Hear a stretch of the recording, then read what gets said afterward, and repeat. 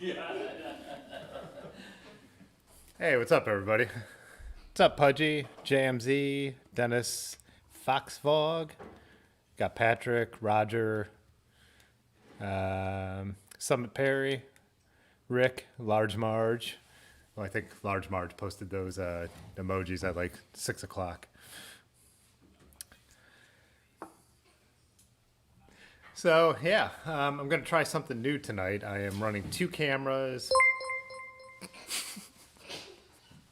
Vixer super chatted $4.99. What up, YouTube? What up, YouTube?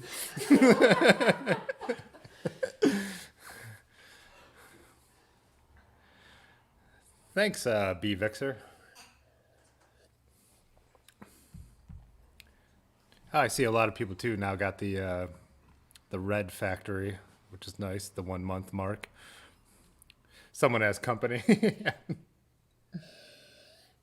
Yeah, so that's what I was saying. Got my friend Brad from Columbus came up, but we were going to try and do an in studio, still social distance. I actually pulled my mask down when I started doing this, but we do have 6 feet at least. But so I'm running my GoPro across the room, and then he's got a Bluetooth headset on, and we tested it, and I think it's going to work, that we could pull this off, but we'll find out.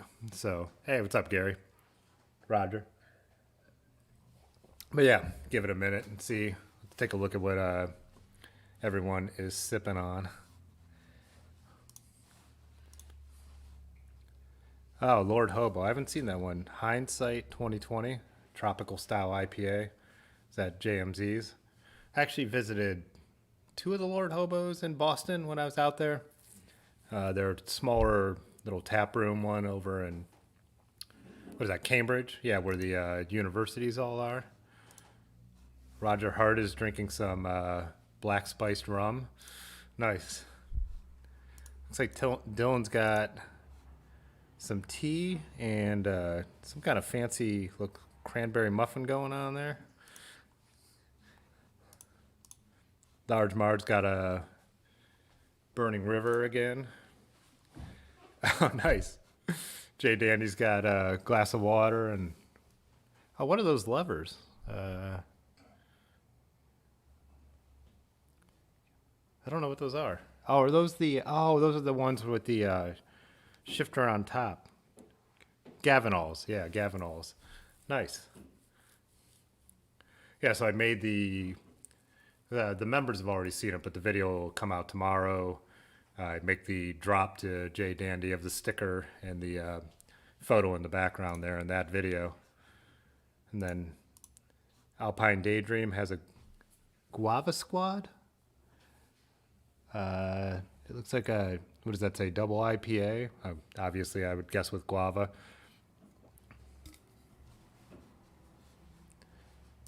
I've got a Hoof-Hearted double IPA, special occasions. Oh, this is 9.5%. Yeah, man. This was a drop off, so.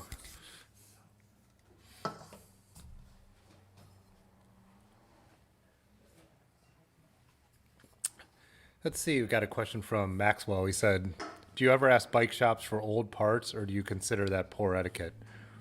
Well, I'm friends with the owner of the local bike shop, and Large Marge, who's in here, works for it, so it's, I'm trying to think. If I was a stranger at a shop, I probably wouldn't. I would probably offer to buy, like, I need this old part, like, do you have anything like this for sale?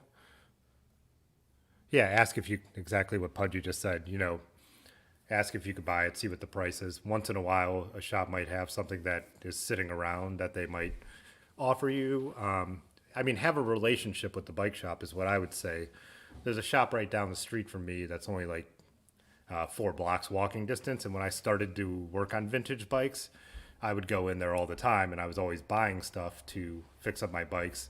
And once in a while, when I needed some small things, I would be like a way to attach a rack to a vintage bike. There's no braze-ons on the seat stays. And, I was a good customer. I always came in there, and the guy reached in. He's like, oh, here, these are those old things that you used to use to adapt a rack like that. We don't sell them anymore. They're I mean, basically no one came in for him anymore, so he would give them away. So I would just say have a relationship before you ask for anything. But then if you do need something, offer to buy it. A lot of times a shop, if it's something they're not gonna ever make money on, would let you have it. But Brad Z has a Hoof-Hearted south of 11 double IPA. We'll see that in a couple minutes here too.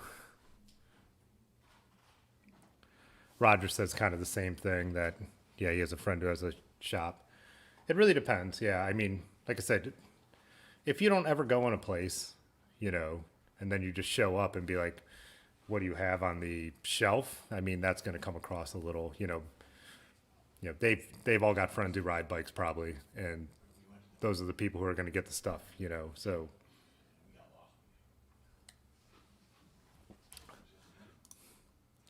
Let's see, Patty posted his drink. He's got a Lagunitas IPA. Nice. That's a classic too. California beer.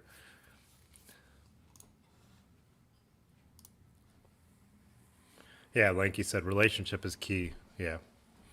That's what it's all about. And I mean, I have an extremely close relationship with Dirty River, obviously, and then I also do, some of the video work for them and stuff like that. So there have been trades. Like I said, my Otis paid me for a lot of the early work I did with the Raleigh Tamland 2 frame. So, I paid for him to build it up into bits, but that was one of his bikes, and that was a trade-off. But, doesn't necessarily mean you need to be working for, the people, but you definitely need to be showing up and be involved, I would say, if you ever were going to ask for anything. Oh, I see B. Vixer posted his drink. He has a Hoof-Hearted too.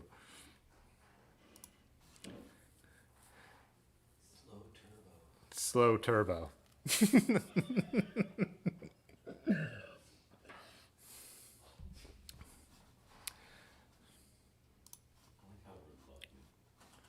Let's see too. Did anyone post any new bike pics? I know there were some from a few days ago. I know Dylan was out on his overnight trip, and Rick upgraded his bike a little bit too.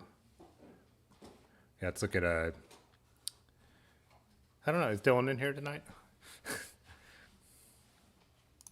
Laughing at the piddle command already.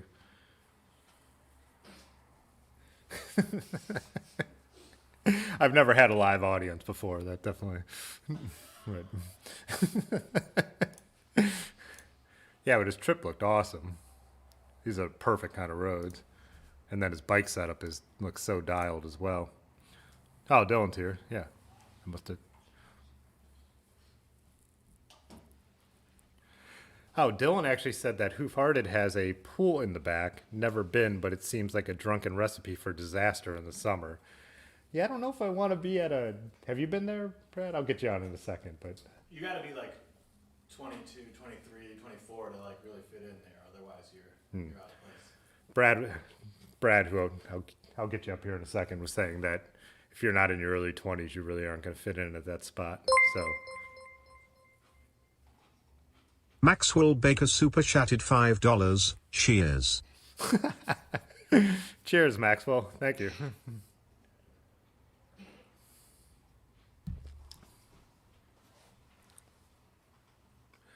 Jay Dandy was saying bike co-ops are a good source for used parts. Yeah, with the pandemic, a lot of those kind of bike kitchens, bike co-ops haven't been really doing anything. Like our Summit Cycling Center hasn't been open at all, but that is a great spot. They have all kinds of donated bikes, and they have shop days, and membership is super cheap. I can't remember what it costs, but members could go in on Saturdays, and I think in a normal year, Wednesdays 6 to 9, and then but I say 6 to 9, and this is the response I get. Bringing down the house over here. So but yeah, there's definitely a good way to get cheaper used parts in normal years. So I could throw you on the screen at any moment. So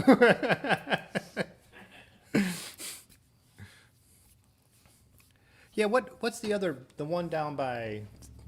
I've actually never been to Hoof-Hearted. I hate saying that stupid name. We were talking about this before when we were cracking these, but yeah.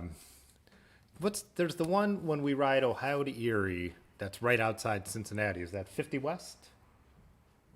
I don't know. Yeah. But they look like they have like volleyball courts. I don't know if they have a pool, but it's like a whole complex and everything. So that would be a little more my speed, I think, I could see having like more outdoor activities, but a pool at a brewery, it's always like too, like when you look at around here in Ohio, up on Lake Erie, there's a place called Put Bay that is like party place, and they have those like poolside bars, and that just doesn't seem like a place that I would want to be hanging out. Like did you say that's the roofie capital of the world? Yeah, that doesn't surprise me.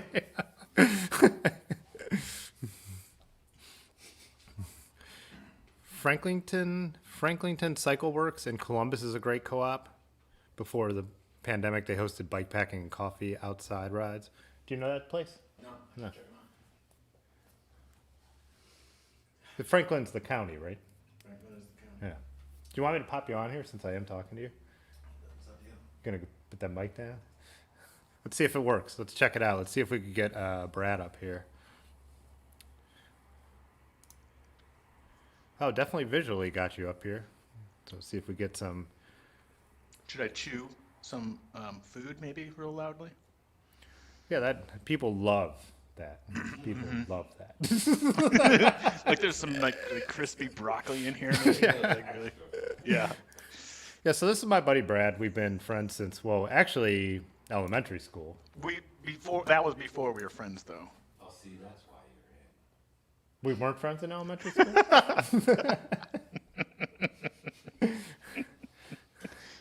I meant to find that photo you sent me of us like doing that report where I'm dressed as an old man with crutches and you're standing next to me. That's Yeah, like we third had like grade. baby powder in our hair to make us Yeah. look like we have gray hair. Yeah, that's like third grade. Yeah. You didn't think we were friends? Well, I don't know. We were like report buddies. I don't know if we were. Oh, okay. I guess one of us had a wrong idea about what that relationship was. Look at that picture of your I could probably pull it up. I swear I see that. I'll find it. Give me like a piddle. hey, trying to run a show here. I think he just talked into his fork like a microphone. Jay Dandy said, "What's up, Brad? Welcome, Brad." Hey.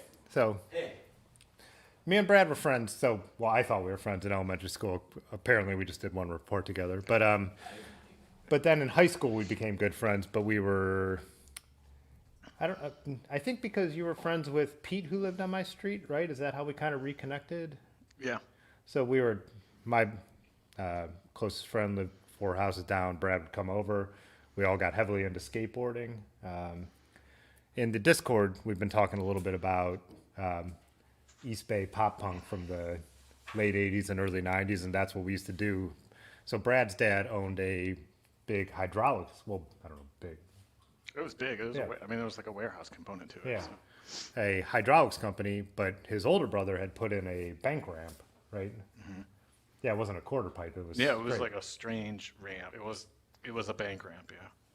Yeah, so we used to skate in there in the winter when we couldn't skate outside in the summer, and we'd just always be blaring Operation Ivy, early Green Day records.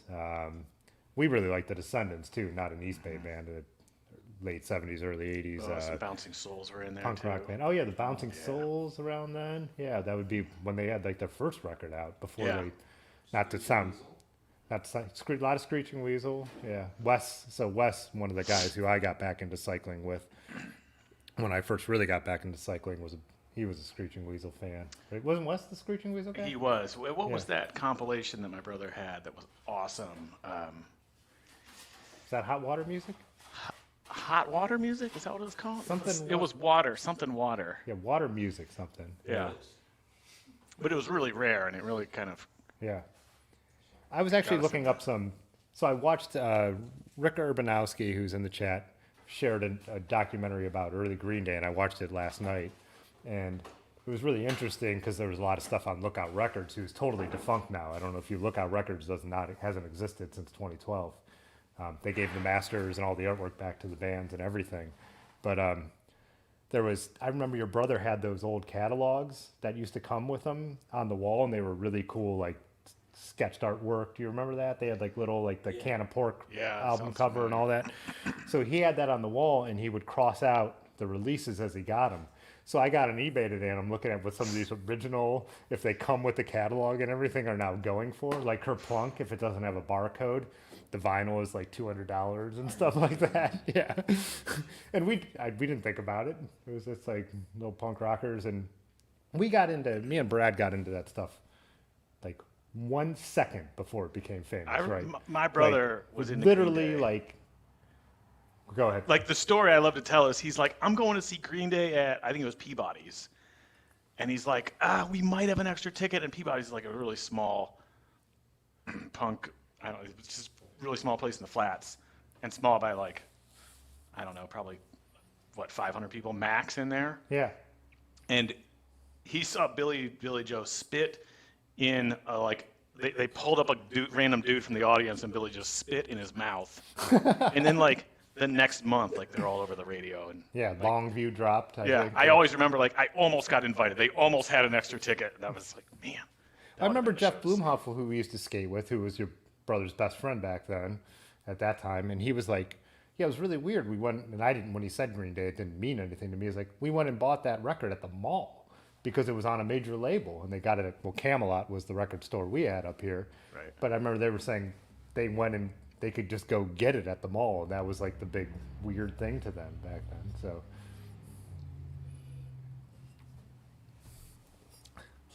They're saying you're coming through loud and clear. Good. This with my Jabra? Large Marge says, "Can we zoom in on Brad a bit? He needs a close up of that sweet, sweet broccoli." The problem is, so Brad's on my GoPro, and I actually have it set to linear, which is the closest it could zoom. Zoom, and I already have it cropped in, but so I can't even show it. But the cable is running here to my desktop. I could like physically zoom in and just. Oh, you actually can slide over a little bit. Sit like anyway. It's wireless. Zoom with your feet. That's an old photographer thing, you know. Is it? Oh yeah, you don't need a zoom lens. You just Here we go. It's like sneaker net. you're making that I was just the sit most on like the edge of the table. that How's was the most Rich? awkward zoom in, and now there's like why don't you just move the table? No, I'm still using it. Were you using chopsticks or were you going gringo style? They asked. Chopsticks. I went full on. Oh, you're going fork. chopsticks. I was because I How are you had forking it? I was Forking looking for it? speed above all. Both Brads. Chopsticks. Oh. How's that? Is that any? Yeah, that's a little better. Yeah, now you're a little more in frame. Get that light. I like your shirt. Yeah, my friend runs a business. And That's true. Really Brad wanted to moves close. Well, he's still more than 6 feet. So yeah. Rick said, "Hi, Brad. What were you thinking in doing this?" Which is a very good question. No, this was the. I guess this was Tim's purpose for me coming here. This was not my purpose for me coming. Yeah. Yeah. So one of the ideas is Brad asked if well, he was like, "Can I mind if I come up?" But Otis at Dirty River, you guys in the Discord have probably seen it, has built him a new bike. So our whole purpose wasn't just to talk about Green Day the whole time, but it's a worthwhile conversation nonetheless, right? Yeah, the bike is primary. I don't know. Rick's saying he's out.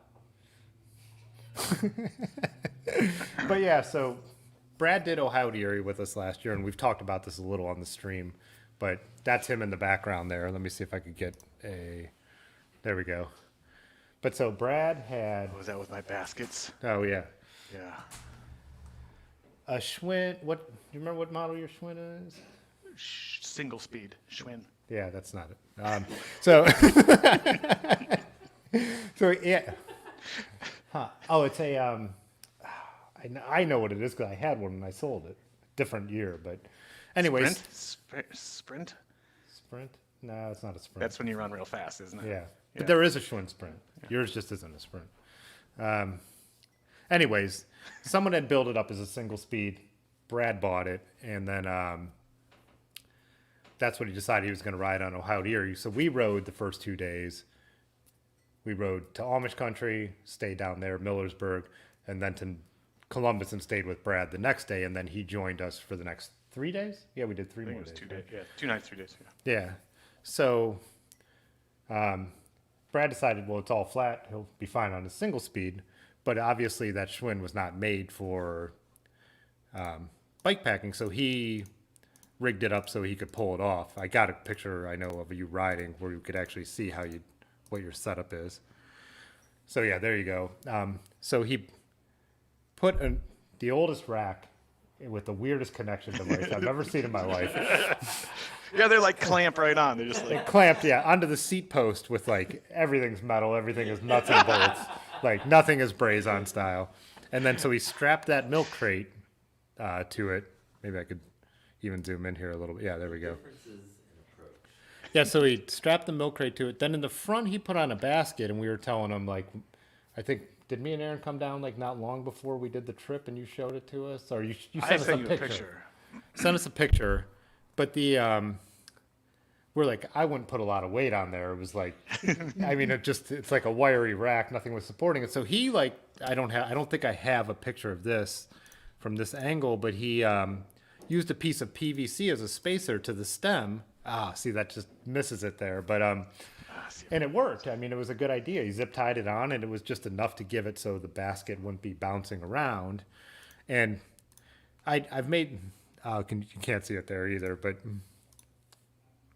like I said, when I made that how to go bike packing video, one of my motivations was like, look, if you have a bike, you can do it, and you can figure out how to do it. And everything was fine until There it is, Tim. Oh, you got it. Here, let me see if I can get it to. Will it focus? Oh, my face can't be in it.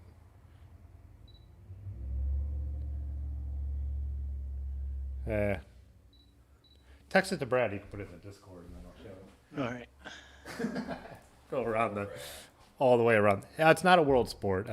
Aaron has a world sport that I build up for. Rick Urbanowski says milk crate and hockey helmet. Where'd you find this guy? Third grade. Third grade. Book report or whatever it was.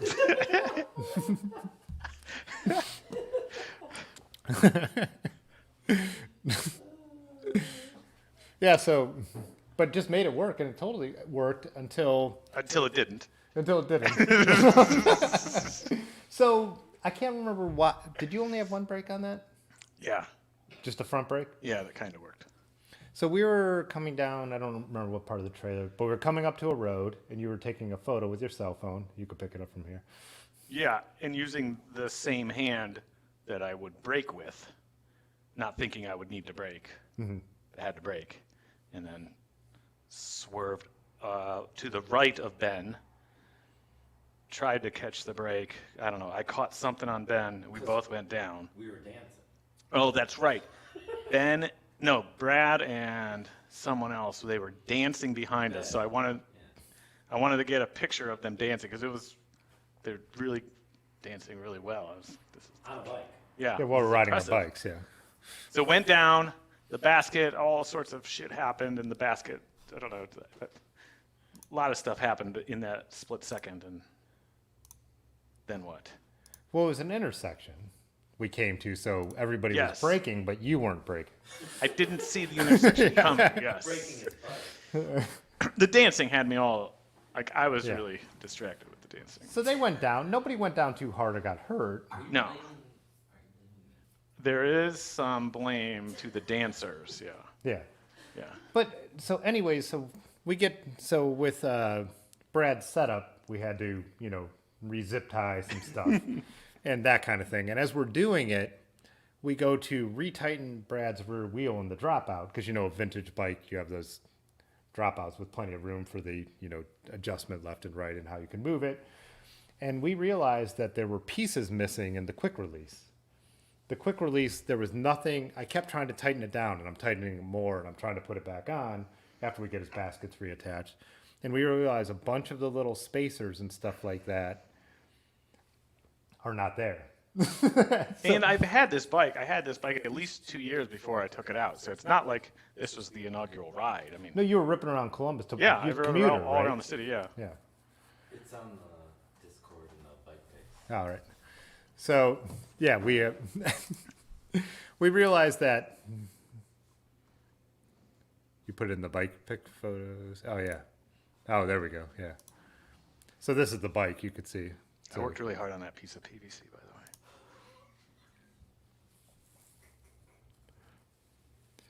I wish I could remember which one that was. But yeah, so you could see, yeah, that little piece of PVC here that worked as a spacer, totally good. But look at that, how that rear whack is whack. The rear rack is attached. I've never even seen one of those. I mean, it works. It totally works. But I didn't want to invest too much in case I didn't like riding with Tim so long. yeah. I get that a lot. Yeah. Large Mar just said no one was hurt, but my dance routine was cut short.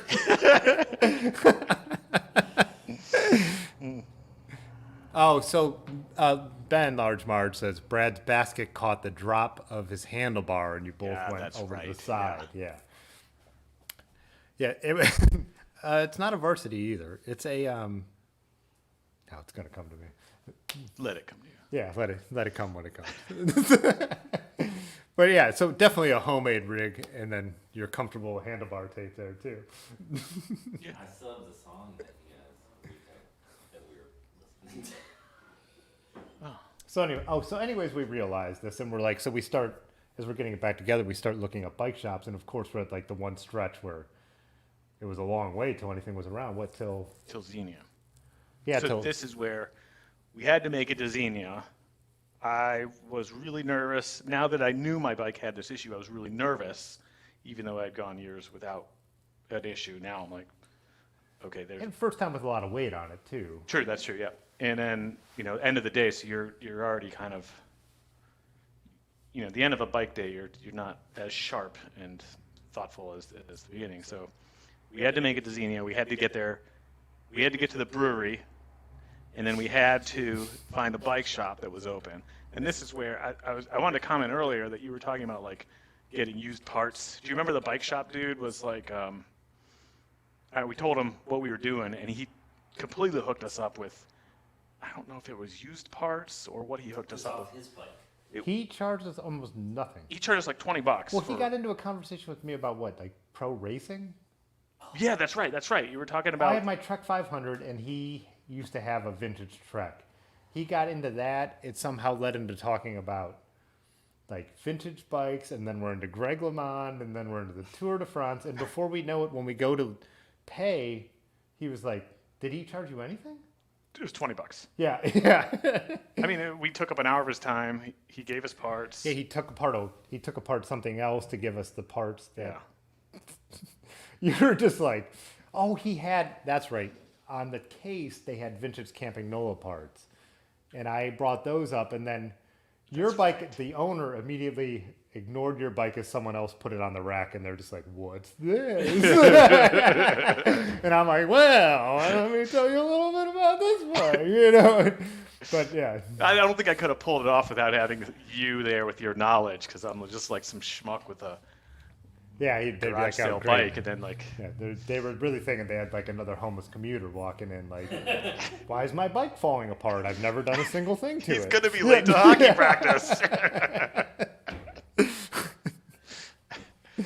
But that because I'm joking, but I watch that happen to Otis and Ben all the time. It's just like people bring a bike in and they're like, why is everything falling apart? And they're like, because this is a bike that's been sitting out in someone's yard for 40 years and no one's ever done anything to it. And that's not how, granted, you were doing a little more. But yeah, so we were also racing to Xenia because there was a gigantic thunderstorm on the radar. Right. So we were like top speed, head down. I remember there being wind at some point, or was that? Yeah, oh yeah, it started whipping up. It was Yeah. it was black in the distance. Oh yeah, you could see it off. Yeah. So yeah, they hooked us up, and then you didn't even flat on that tour, right? And you were running those like you could see that tire in the back is like a 23 or something. Then we're like, we're all trying to be like. I remember you rolled the bike out in the morning. And the look on your faces. Yeah, we're all like, yeah. And if you ever replace that tire, you might want to get something a little wider. You guys are so nice. Yeah. Two vastly different approaches. Oh, you guys getting echo now? How bad is the echo on listening? Brad, Echo, and the Bunnymen. Okay. Let me see if I could mitigate that. Man, I'd love a little bit more beer. Well, we weren't getting it at first, so we'll try it again. Yeah, you gonna beer us? Yeah.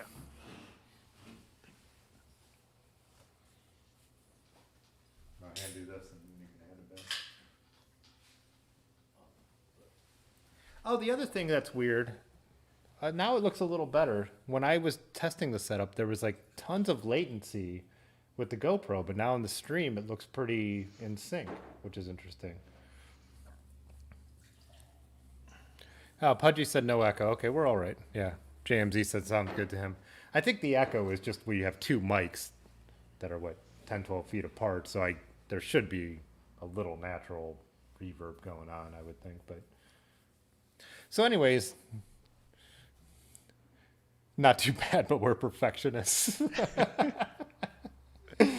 As you could tell by the setup here. Yeah, as I was saying when I was setting this up, and Brad asked, "Is there like any kind of light that's going to go on when you turn me on?" And I'm like, "This is a one-man operation on YouTube here. This is not a." Oh, he said it's just like when he starts yelling, like his dad after work. Yeah, then it's probably just picking up in my mic because he has actually the close mic, and mine's just an area mic. But cool. Were we listening to Steve Winwood? Valerie B. Vixer says, that's right. I had forgotten about that song, and we were really rocking out to... Break my stride. Can we cue that up? I can't because of copyright infringement. 15 seconds. Yeah. I don't know what those... Actually, it doesn't matter if I do. It just doesn't... That just turns off the monetization, but for the live streams, it doesn't matter because there's no... I mean... It's just like $2, so it's like not a big deal. Yeah. Let's see. Large Mart says, I got to say, Brad's setup for his first bike tour is much better than my first couple. Just a backpack loaded down with all my gear, which leads me. Ooh. So that reminds me. So Brad did the Ohio to Erie with us, the second half of it, and I know you've said you really enjoyed it, you liked it. So then. Later in the summer, right, you did some with some of your friends from Columbus. Yeah. And weren't you saying someone kind of did the backpack thing? Yeah. The guy I went with, he had like a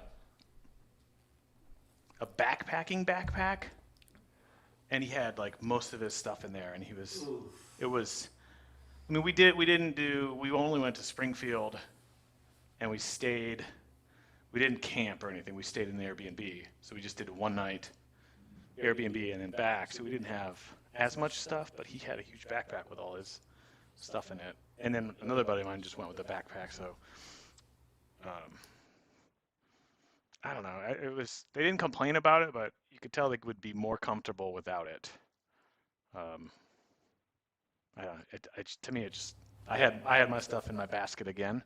In just the back basket, and it seemed to be that was like a great amount of weight. I don't know. I wouldn't have envied them with the backpack.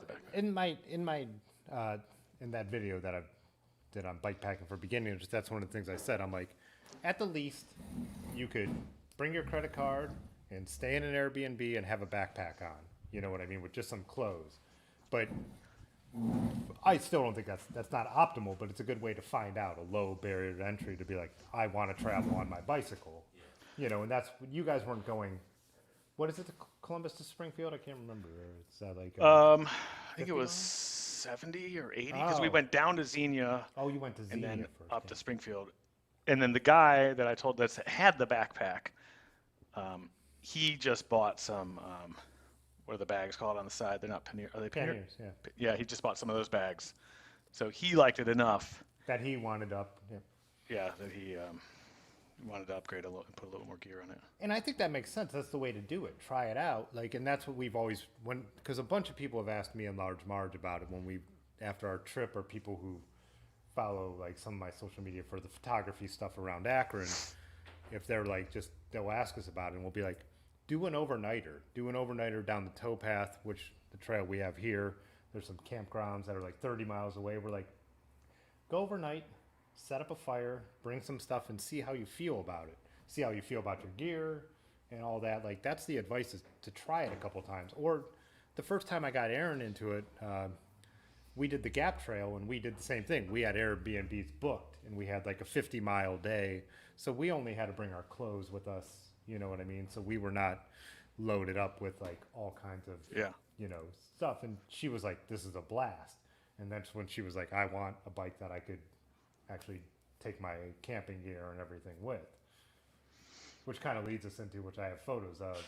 Right, but before you go there, I want to say, like, the one thing I did invest in before we went was that saddle. I bought that Brooks saddle because I knew even like my short trips in Columbus were, I mean, my ass would hurt me after 10 miles, and I knew I couldn't go more than. I knew I needed, like, I at least need something comfortable to sit on. And if I would have gone one more step of an upgrade, I probably would have got different pedals. I feel like that would have been the order to go, like seat, pedals, and then, I mean, my gear worked fine. But Didn't you switch to the flat pedals with the pegs? yeah, that's what I got later in the summer. Yeah, Yeah. yeah, huge difference. Yeah, and you rode, oh yeah, you did ride on the old metal pedals. Yeah. And I told you after that modern flat pedals will make such a difference. Yeah. I'm not saying I told you. I'm You just did saying, tell me, so you can say I told you so. Yeah, Yeah, yeah, not even, once. because I Just used once. to, yeah. I mean, I always rode on vintage pedals too, and it even bothers me on my Trek. I ride with the Velcro straps now, and with those kind of pedals, it doesn't look good, but it's so much. It's like, hey, if I'm gonna ride across the state of Ohio, Yeah. it's so much more comfortable. So,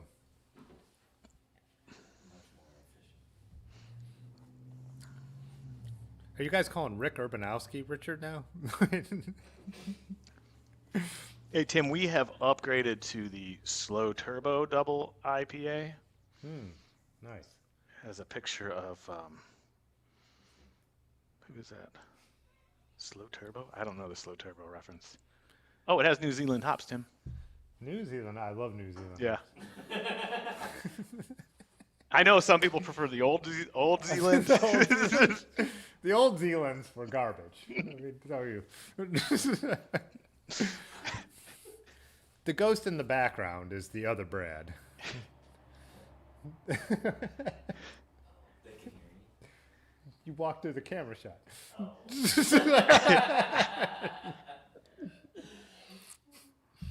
there's two Brads. Yeah, they turned the as you could see the way the table was facing, they turned it sideways so they could also be 6 feet apart. But Rick said, technical question, how do I block Pudgy on an iPad? Yeah, backpack is a move. And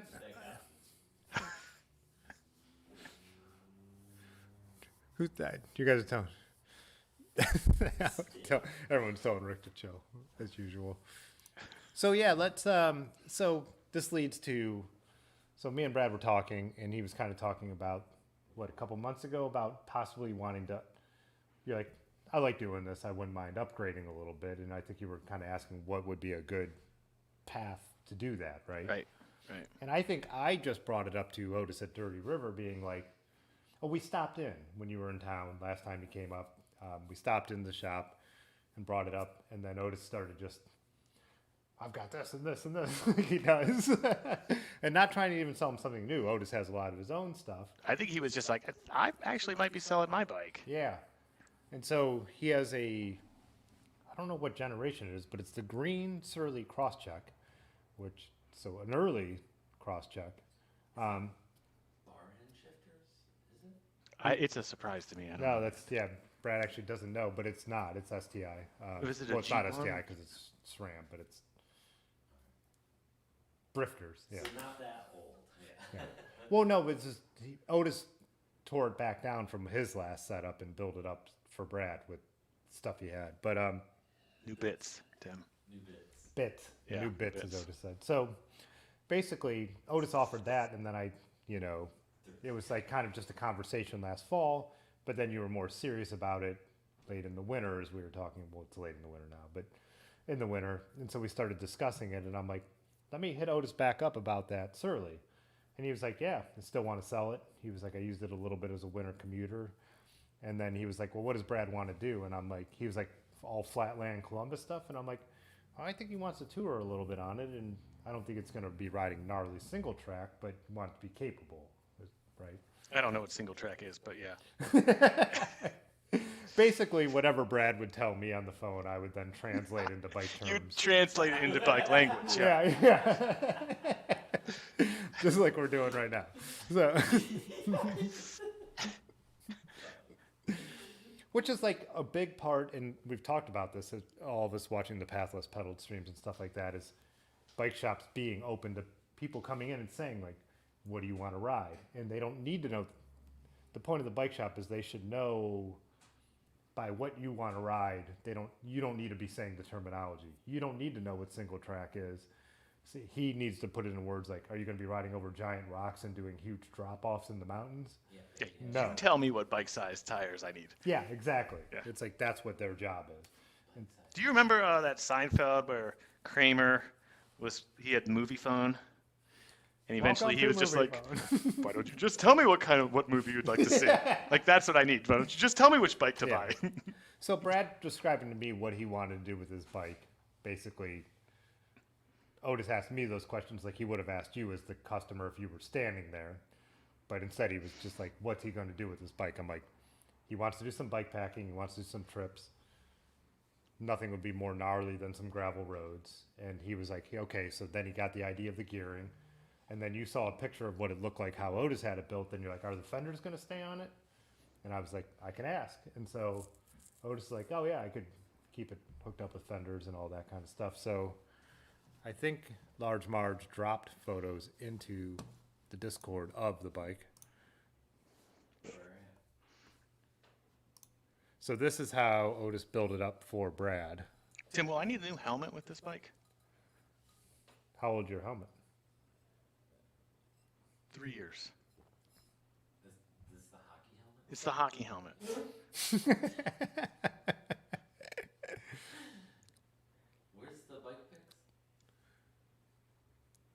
I think I'll need a new helmet. Kyle Hoover said Odyssey pedals, PC pedals for life. I'm not actually familiar with those. They have them at the shop. You guys, Dirty River actually has those. I don't know where you're at, Kyle. And sorry if I'm supposed to, but I don't remember. Dirty River does have them, so. But yeah, so this is the. Can you see it? No. I'm getting there. Oh, you got to wait for the delay on YouTube. I had to skip the ads. Oh, wait. I'm at the beginning of the... I don't know how to live stream, Tim. Where in the Discord are the bike pics? Under bike picks. Yeah. I just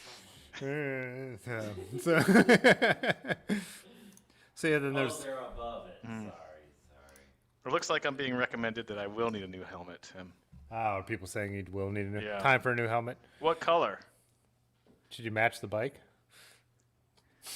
I love that green Surly. I think that is such a cool looking bike. Yeah, it's cool. But yeah, it won't go with the yellow. Otis had orange tires on it for a while when we were riding, and they looked pretty sweet. Were those Gravel Kings or Yeah, they're gravel. orange Gravel Kings? Yeah, these are Goodyears, I believe, that he put on it. These are Goodyear. Oh, good, because I like their blimp. Yeah, here we go. Here's a close up. It was a good year. Goodyear Transit Speed, 700 by 40. So that's perfect. I think for what you'll do, I think you'll like that. I don't know what I have a list of what the parts are, but I can't remember. But Yeah, it's like a 80% increase in tire width. yeah, 80% increase in tire width for his old bike. Dylan said Odyssey is BMX, and they are also owned by Fairdale. Yeah, Yeah. Oh, I had no idea. Nice. Pudgy, I saw that comment. I'm not saying it out loud. Are you seeing it now, Brad? I see it. I see the Goodyears. I see it. You also put a 2x on it, which I like. Really? You would. Yeah. What? You would. If God wanted bikes to have one front chain ring, he would have made them that way. Since when do you believe in God? When it comes to bicycles. But I think it looks like it's got a pretty decent ratio in the back too, like at least 11:32. So yeah, for having loaded touring and everything, it would be the full run of it. Yeah. See what? Be better than a single. It'll hold my milk crate. Yeah, your milk crate will go right on there. Do you still have that chair? The orange one? Yeah. The couch? That was the MVP of the trip. I do. Well, it helped with Tim's back, didn't it? Yeah, exactly. Yeah. Yeah, so one of the things with the new bike, so we're planning on doing another 4th of July trip. We haven't decided if we're going to do Ohio to Erie again or not. We've talked a little bit about maybe New York. So doing the full Buffalo to New York City, or maybe something in Michigan. But still considering Ohio to Erie because the logistics are the easiest. But you were talking, you might try to do Ohio to Erie again anyways, right?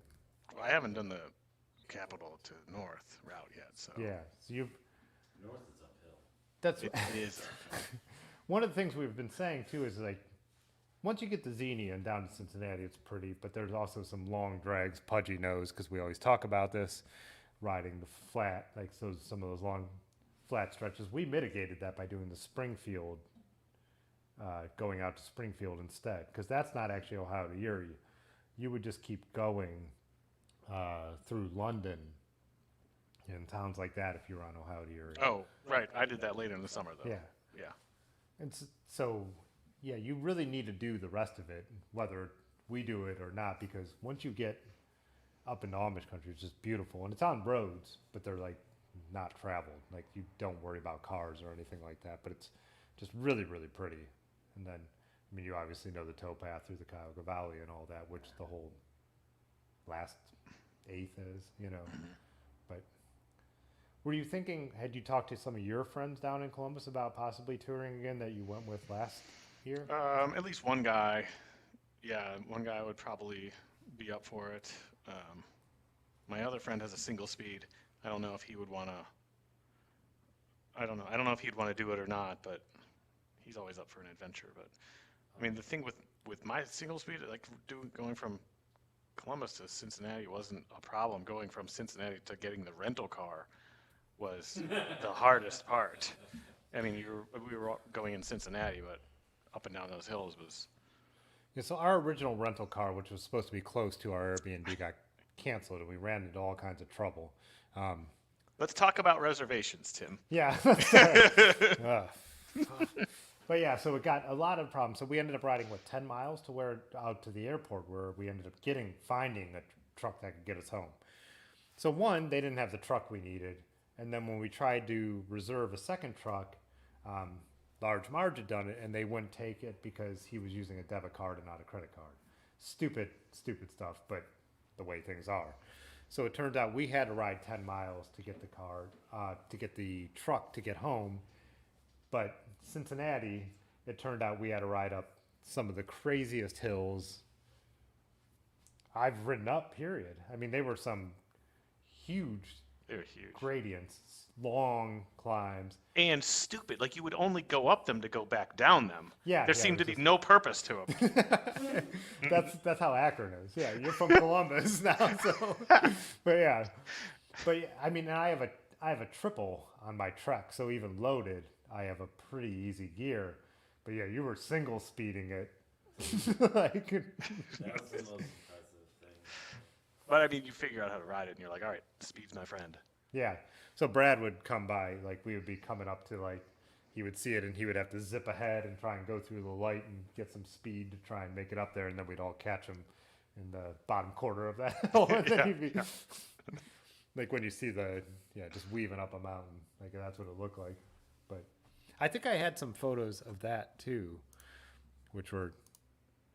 those might have been on just Instagram. Oh, maybe they were. I thought I had a couple on here. Maybe not. But I mean, if beyond that, doing that trip on a single speed, it was fine. Yeah. Yeah, Ohio to Erie, most of it could be done that way. Oh, yeah, out there on the GoPro, so I think I do have Bikes. God damn it. Fucking. And the most I had biked before that, Tim, was like maybe 18 miles in one trip. I wasn't Yeah. a biker. There's a picture with the other Brad, and you could see that hill in the background in the distance. But yeah, I wasn't worried about you, though, because you've also been a runner. You've run marathons faster than I could ever run in my life. Yoga. What? Yoga. Oh yeah, those hills. Yeah, so I knew you had the fitness to do it, because we weren't killing it. We were, if any of us were tired, we stopped. We had something to eat. We had a beer or whatever it made. Usually beer.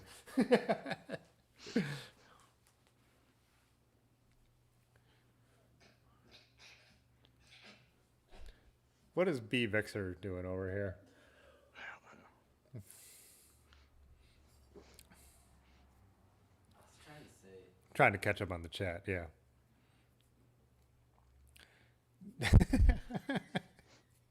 Oh, man. Also, where was that? Rick's, who said that? Gary said always color match your milk crate. So milk crate to hell. Milk crate to hell. So okay, so helmet, milk crate, and I can paint the bike, right? I don't have to keep it green. It's a milk crate, Yeah. too. Right. Well, the milk crate's red. I think everything has to go.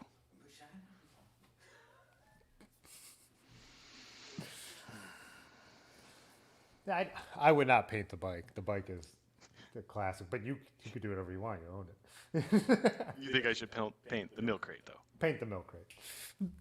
Just rough it up with a little sandpaper. Can you paint plastic? You could spray it, right? Oh, they have that paint. You know those Adirondack chairs? You can paint those things. You know, or those plastic If you could paint an Adirondack tree, you could paint Adirondack. anything. You can paint Adirondack. You can paint anything, of course. Should have known that. Gosh.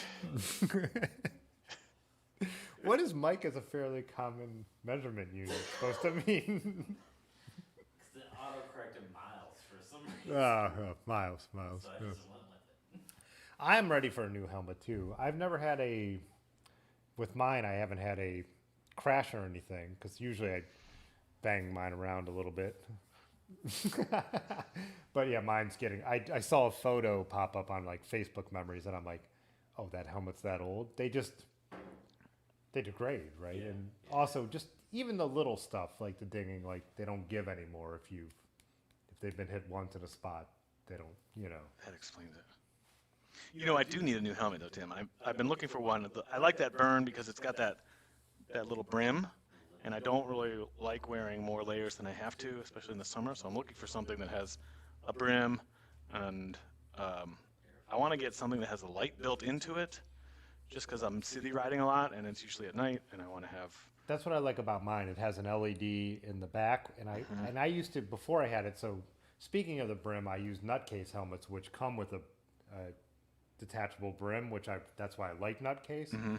But the way it was, I used to actually strap a second light to the top of the helmet, the little USB charged one. My new one has a little bit of it, but now I always wear the cycling caps, so I always have a hood. But Nutcase has a brim, but I don't think they have any that have integrated lights. I'm trying to think if I could think of anything that has both. We don't have Yonda tonight, because he would say that in a second. Rick said he's got a Bluetooth helmet. A Bluetooth helmet? Oh, Pudgy said Burn used to sponsor him. Good crew, yeah. And MIPS helmets are great, so it's a standard, I believe. It's not a company. It's just a standard of safety in a helmet. There's some kind of webbing, suspension type stuff, right? Yeah. Ben said they got more of those. Oh, Large Marge said they got more of those Collie Central helmets that have the integrated lights. When we stop by, and he said got some of those Brim Boys too. When we stop by tomorrow, take a look at what they got. It's funny. I was looking at some old pictures of me and Large Marge's like early Wednesday night crew. That's only been stopped because of the pandemic, but none of us are wearing helmets. We're all Like when you started? I think and I think Large Marge is the only one even wearing a cycling cap. The rest have like baseball. I'm wearing like farmer hats, and I remember bombing home down West Market one night, and my hat flew off, and it was like 2 a.m, and I'm like, not turning around for that when I saw like the cars behind me and everything, and I'm really never did. And now it's like my seatbelt. Like I walk out without it, and I'm like I'm naked, but. We never wore them. None of us. And it wasn't like we were trying to be cool. I didn't grow up wearing helmets. My parents didn't make us wear helmets. Well, and it's like, I gotta spend $40 on a helmet? Vixer super chatted Whatever it costs. $4.99. What up, YouTube? Sorry, I'm listening to B Vixer's super chat. What up, YouTube? Maxwell Baker super chatted $5. Cheers. Does he super chat at any one time? Anyone else super chats? Maxwell Baker? Because didn't that pop up right after your last one, too? Is there a feature that could do that? If someone super chats, someone else super chats? I don't know. I got robots doing a lot of stuff on here, so. Rick said the double beer helmets with the straws work pretty good, too. I'm picturing that. I'm picturing like Homer Simpson on a bicycle, like with one of those. So. Wait, does that come with your new bike, Tim? With the handlebars, the single speed, the one you just put together? Oh, did it come with a double beer helmet? Yeah, I feel like that helmet and that bike go together, right? Large Marge typed in exclamation point chat, but I don't have a bot command for that yet.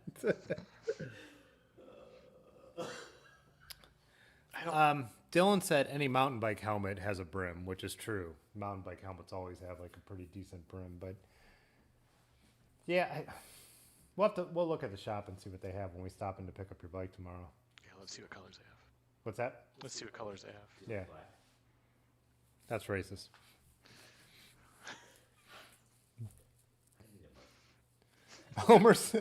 Pudgy said, Homer Simpson on a bike, a.k.a. Rick.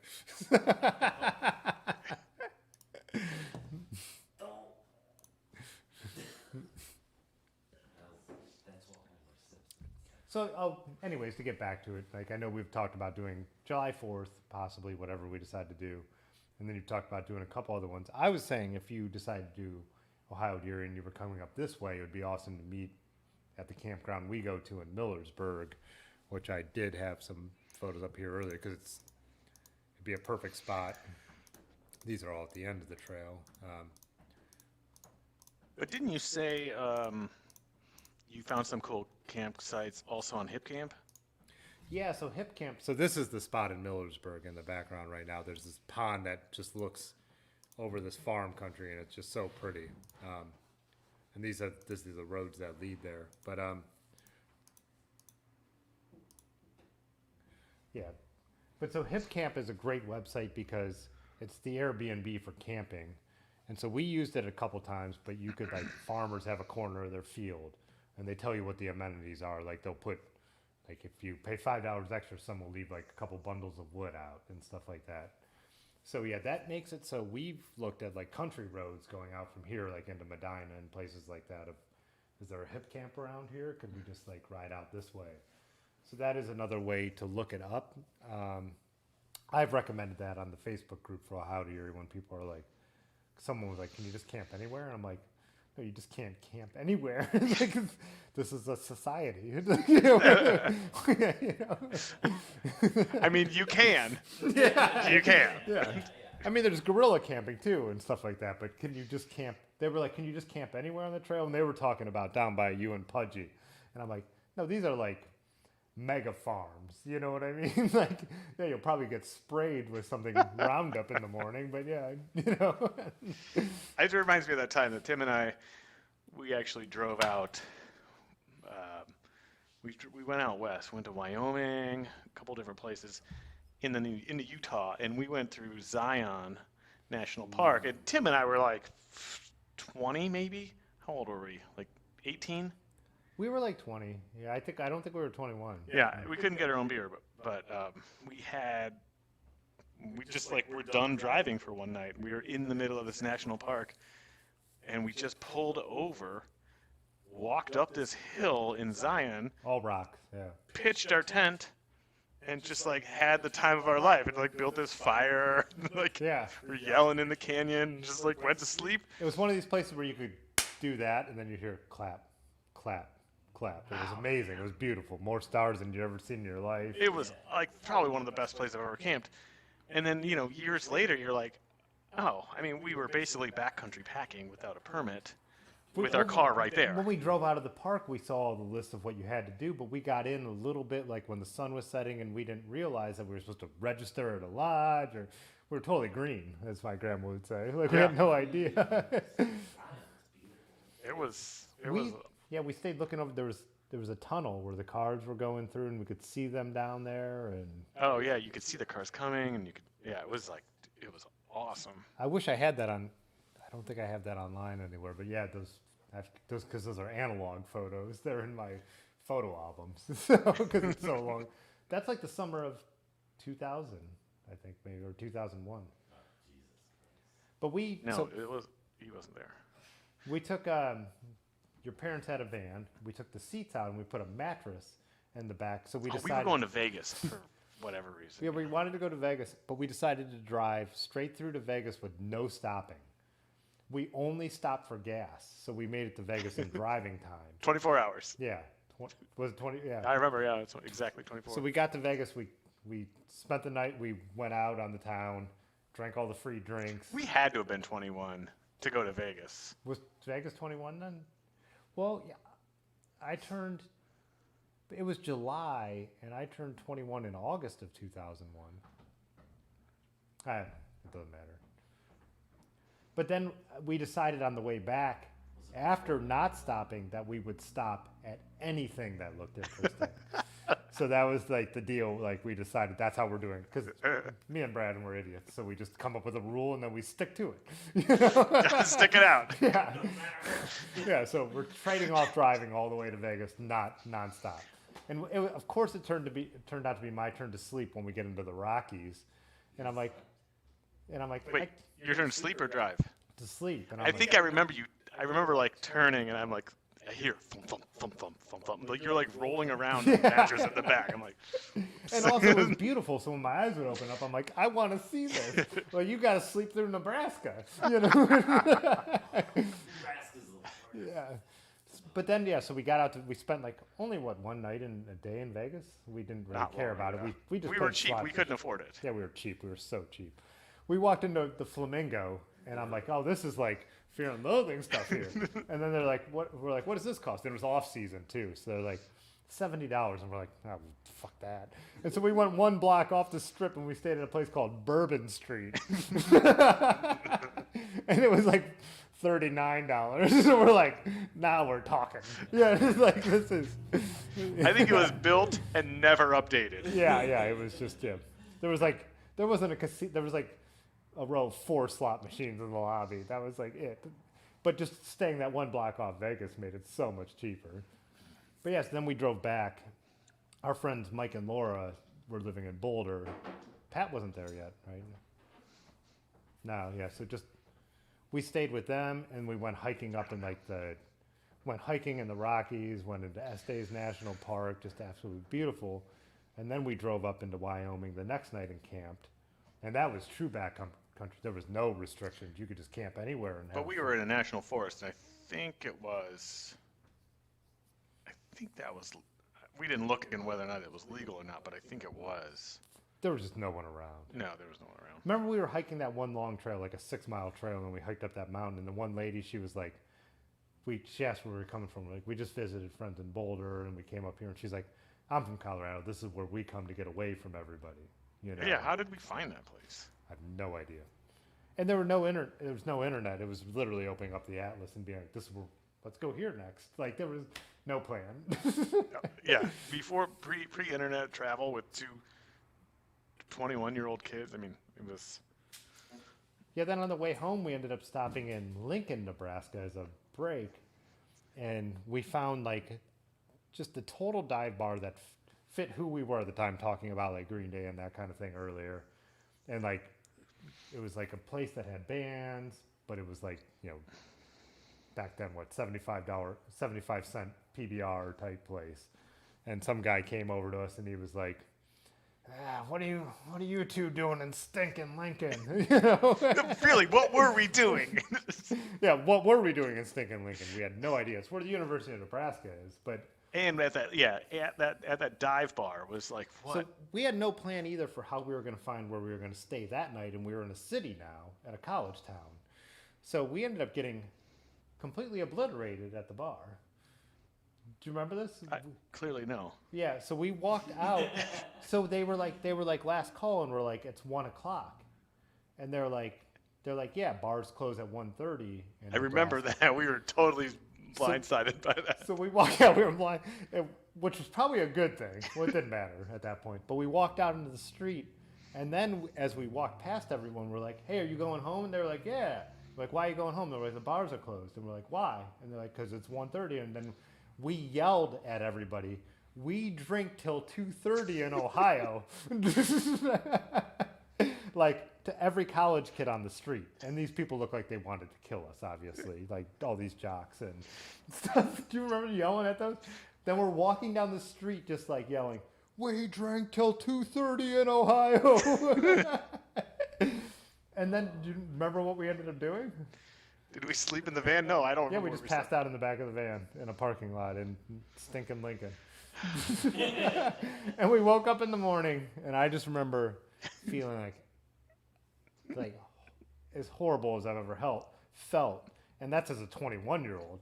So and then you were like, "It's your turn to drive," and I'm like, "Please don't make me." And you're like, "It's your turn." And I just remember like going down the road, and I'm like, "I just want to drive off the side of the road and die." Did we put a mattress in the back? Yeah. Okay, so at least we had a mattress. Yeah, But we slept in the van in July in Nebraska. I remember we didn't sleep. Yeah, it was one of those, we passed out drunk, but it was like 90 degrees. It was fine when we like- passed out, yeah. But so then it's- once, So you're like, roll the windows down, but it doesn't matter. There's no airflow. You're just like tossing and turning in a pool of sweat. Smash drunk. You know, you're not like, no good sleep. did we make it all the way home then? I don't remember staying another From night Lincoln? somewhere. I don't think we stopped again don't after think Lincoln, did we? We probably woke up at like 5 and we were like, let's just go. I think it was, sun up, and it was, if we didn't sleep, we tossed and turned. It's like, let's start driving. Yeah, stinking Lincoln. Then I've never gone back to Nebraska, you know that? That was my one experience. one corn husker experience. Let's see if anyone. A lot of Nebraska comments. No, not at all. Okay. I think we're off the topic of bikes and no one knows what to talk about. Two sweaty 21-year-olds in the back of a van and really shuts the chat down. For future reference.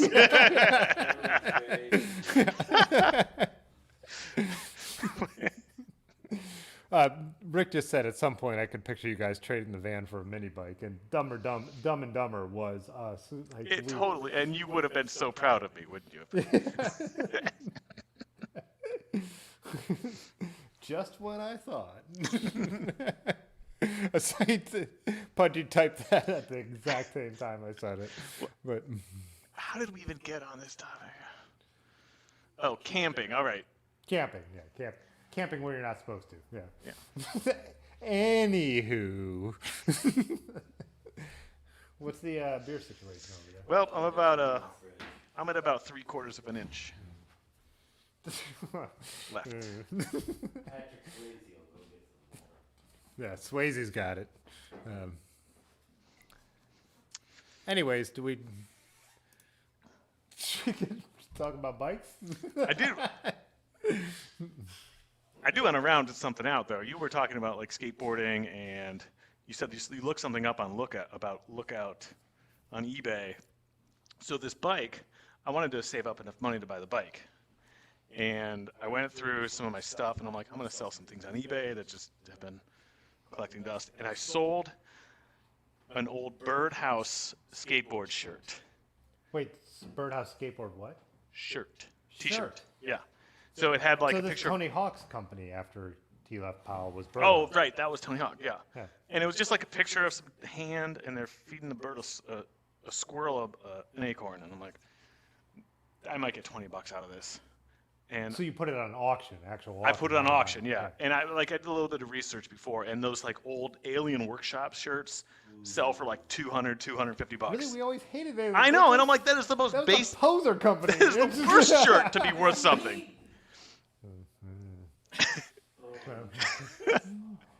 So I'm like, wow, let me at least put Birdhouse or put Alien Workshop in the title. Maybe I'll get some hits from that. I put it on auction. Within a minute, I had a bid. Within 10 minutes, I had a guy asking me if I would take $150 for it. And I'm like, I don't know what it's worth. I can't take $150 for it. I'm going to let it ride out. And he's like, all right, $175. I'm like, look, dude, I don't know what it's worth. I'm going to let it ride out. I got $455 from a shirt that had stains on the back. All it said was Birdhouse's like little logo. $455, like half of what this bike is going to cost me. Now I'm like, wait, what other shirts do I have from the '90s that are like? You have those. You have original Vision streetwear shirts from the '80s. I don't even know if I have those anymore. Maybe. Because so Brad's older brother, he's only like 2 years older than you, right? But Yeah. it's enough of that gap that he was like involved in some of the '80s skating stuff. I remember when we were growing up, it was like some of the stuff they had was so cool. Other Brad is, yeah, he was Dogtown Z-Boys. Sorry, that's a joke you only get if you're a hardcore skater. But, sorry. You ain't sorry. I'm not sorry. I'm really proud of that joke, actually. But but yeah, some of that Vision stuff. I mean, you had some old school. I did. I had a ton of stuff. I wonder how much I still have. I mean, I saw too. Like I have, so there was a skate shop down the street from here that me and Pete found, our other buddy, the one that me and Brad are friends through, and it was a bike shop called Big Wheel, but he had all the '80s skate stuff left when skating went out of style. I think I bought wheels from him that were like Me and Pete from walked the in 80s. there and we were just like buying everything he had. Yeah. But he had boxes of Vision streetwear shoes, and we kept asking, could we see them? He's like, what size are you? And I was like, well, I'm 10 and a half. And he was like, I don't have any 10s. And I'm like, can I just see the shoes? And he was like, well, what difference does it make if you can't fit in them? And I'm like, oh, like this company doesn't exist anymore. Can I see the shoes? Like, Yeah, and he had wouldn't. no idea. Boxes though, but he had like 50 boxes of them.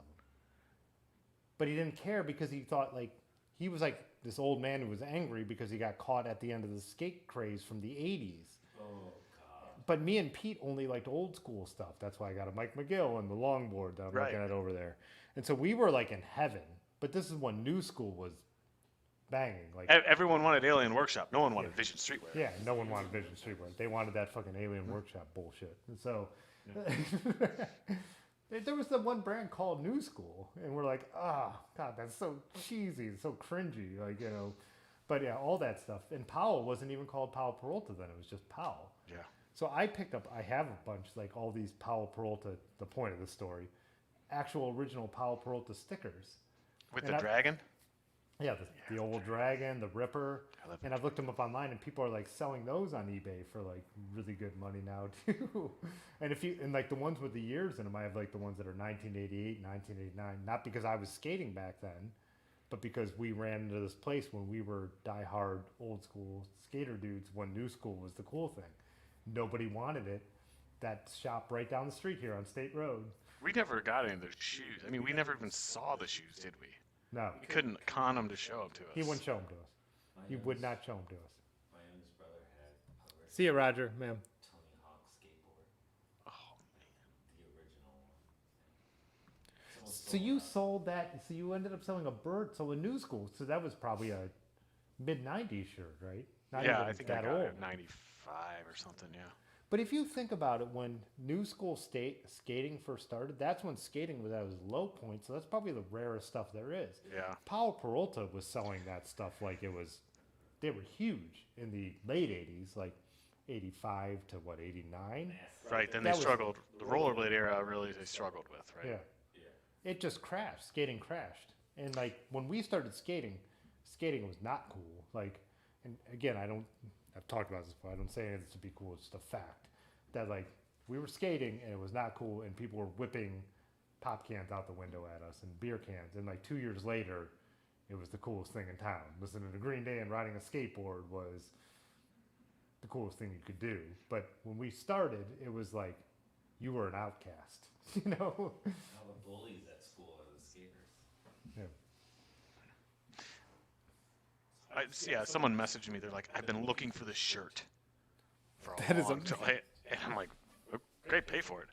Oh, hey, thanks. Summit you out. All right, see you, man. Sorry, I have not been paying any attention. See you, Roger, to the chat. Rick said, I'm at about 3/4 of an inch. Patrick got the Dogtown reference. So our friend Brad is a little, other Brad is a little older than us. So any old joke we could make, we do. And I'm like 3 years older than you. 3, Is it? How old are you? 41, 42, 42. How old are we? We don't talk about it. How old am I? I just turned 42. Yeah, we're 42. Yeah. I mean, if Brad got the vaccine, he's got to be 50, right? Jason said, yeah, right. He works in hospitals. He didn't get the vaccine because of his age, but yeah, We said it. I'll give him that. Jason Katz said new skate videos are boring. I wouldn't know. I would assume Animal Chin is Animal Chin is the. I mean, we used to watch 311 videos. That was our era. Not the band. Yeah. You know what today is? Oh, it is 311 Day. I've actually collected. May amber always be the color of your energy. Anywho.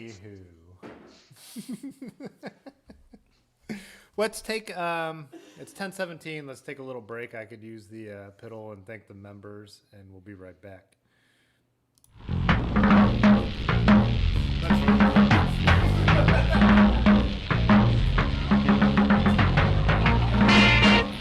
We are going to take a quick break here. Let's first thank the members, though. They really do help make this channel better in every way. If you want to add your name to this list, there is a link in the chat right now and also below this video. It is really appreciated. Like I said, it will help make the channel better in every way, but you also do get some special perks. There are extra videos, more content, discount on swag, and a few other things. Check out the link if you're interested. We do appreciate any support here, though, so if you're just tuning in to watch for a little while, hit the like button. They say it helps out. But yeah, any kind of support, whether you've ever, bought a piece of swag, done a super chat, but even just watching is good enough. I appreciate it. I really have fun doing this, so I'm glad we have a little community here. Also, take this chance again to say join us in the Discord. That's become a really cool thing, too.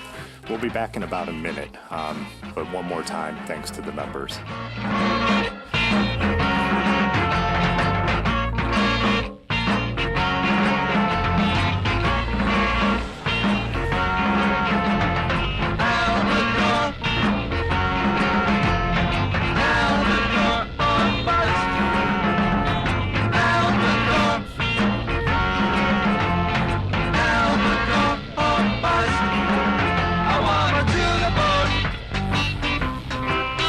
Give me to the boat.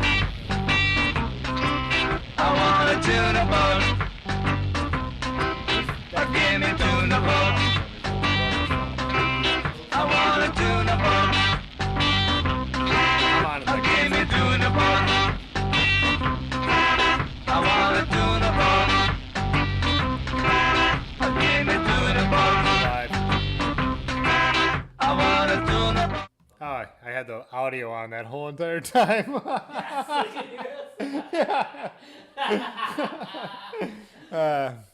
Also, thanks to the to Samuli, who's the newest member. But yeah, added him on the big screen, as they say. You're the second newest member now, B. Vixer. Oh boy. Ben wants a tuna boat. That's what that song is called. I can't believe I found that. I love that song.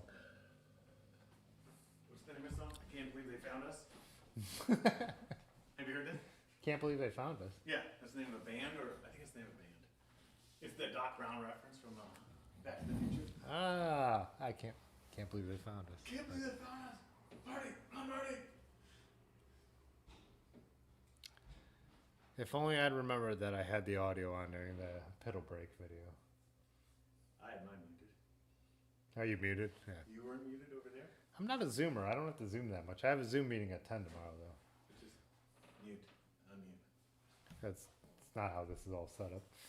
That's how this is, though. All right, got you back on here. Hey, Tim, I did want to ask you a question, though. If you had to choose, would you have rather been on the Titanic or on the Hindenburg? Huh. Drowning and getting burned alive are the two worst things that could happen to you.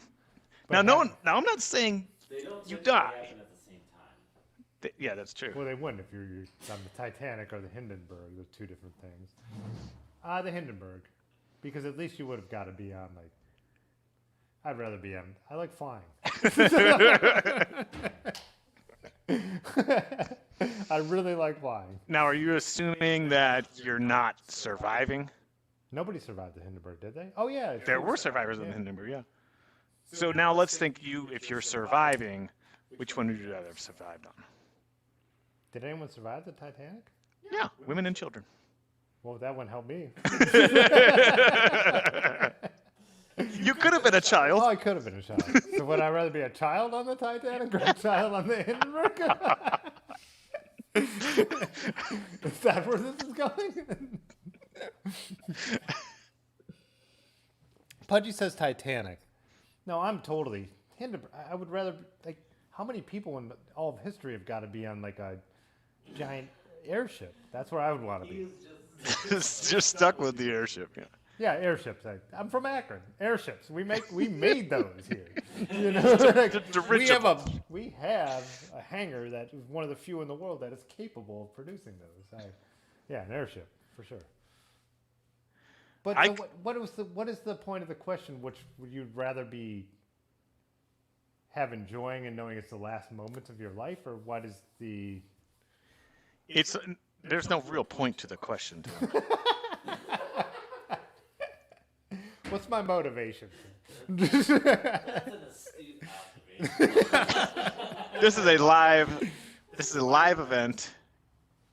You mumbled something about what are we going to talk about next. That came to my mind. I would not want to be in any. I wouldn't want to. The Titanic was like sailing where icebergs were. Mm-hmm. I wouldn't want to be in that water. I think I would rather burn to death than freeze to death. But I've never burned or frozen to death, so I don't know what the two. Which is why you're here. Yeah, that makes sense. But typically, I don't like cold. I'd rather be hot than cold. I don't know if that's the kind of hot I'd rather have. I would, in general, rather be hot than cold as well. But burning to death versus drowning is. So you like moderate heat versus moderate chills. I mean, I prefer 90 to 20, but 1,000 to freezing in the. But you know, I wonder how many people actually died from burns or died from falling. I'm sure they were jumping out, right? Yeah, Trade towers. probably. Yeah.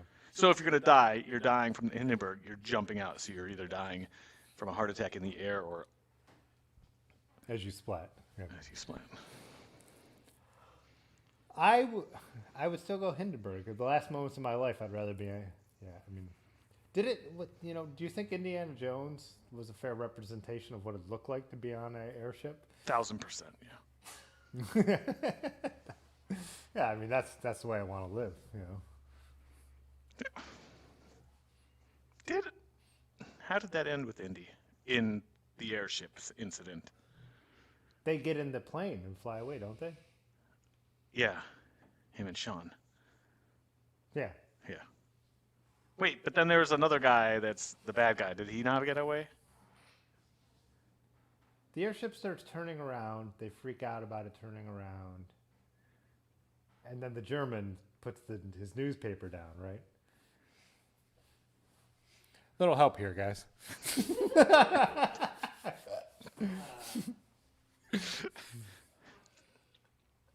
You're welcome, Tim. Pudgy's got a question. Nazis lose. Yeah, the Nazi. Pudgy's got a question. Okay, Brad, would you rather loudly fart every time you orgasm or loudly orgasm every time you fart? Oh, man, I started reading that before. Rick Organowski said, abort, abort.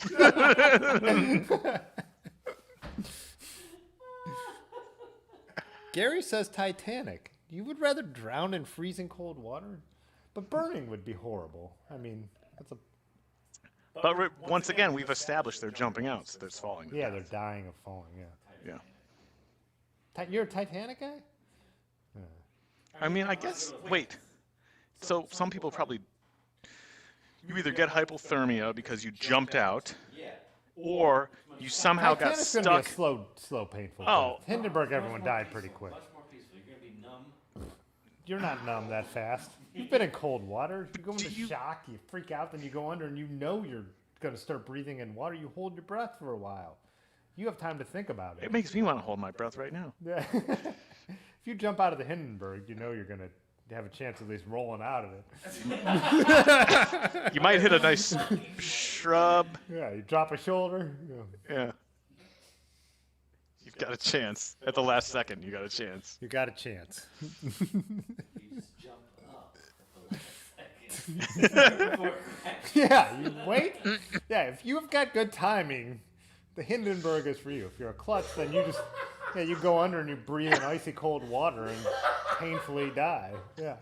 You just gotta jump. Yeah. I guess you could die with a shark. There's sharks too. You could. Yeah. There's a lot of ways you could have died with the Titanic, and I think none of them sound like pleasant Well, there's ways people to on go. the Titanic that got drowned in their rooms, right? Right, There's people yeah. on the Titanic. Yeah. So you could have. Oh yeah. I don't think anyone was getting burned up on See, there. I agree with Pudgy. What did he just say?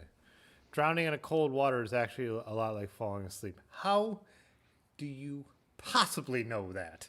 Have you ever almost drowned? What? Haven't you ever almost drowned? Yeah. So that's a no. No. Patrick also said, Hindenburg, if you survive the fall, then a burning mass lands and crushes you.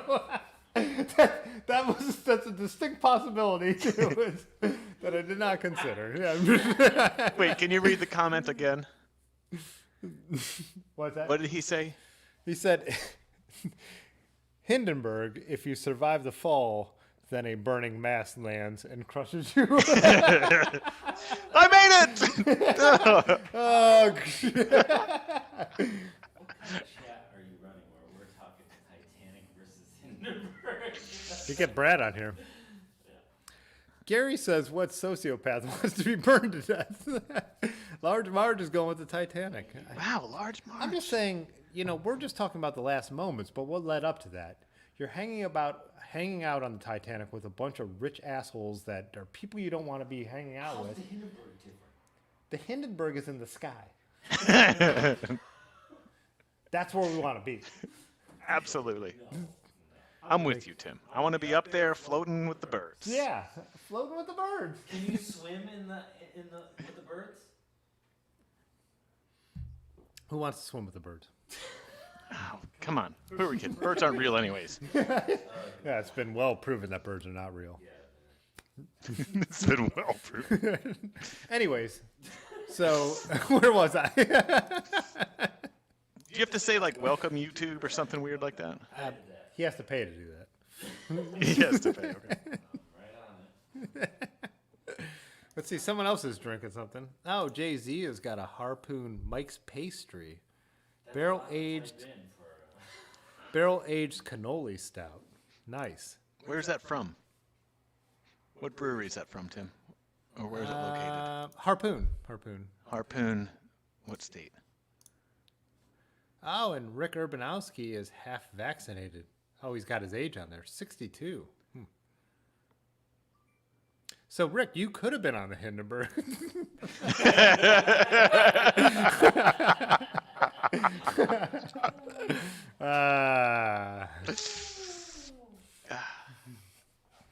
Did they ever make a Hindenburg 2?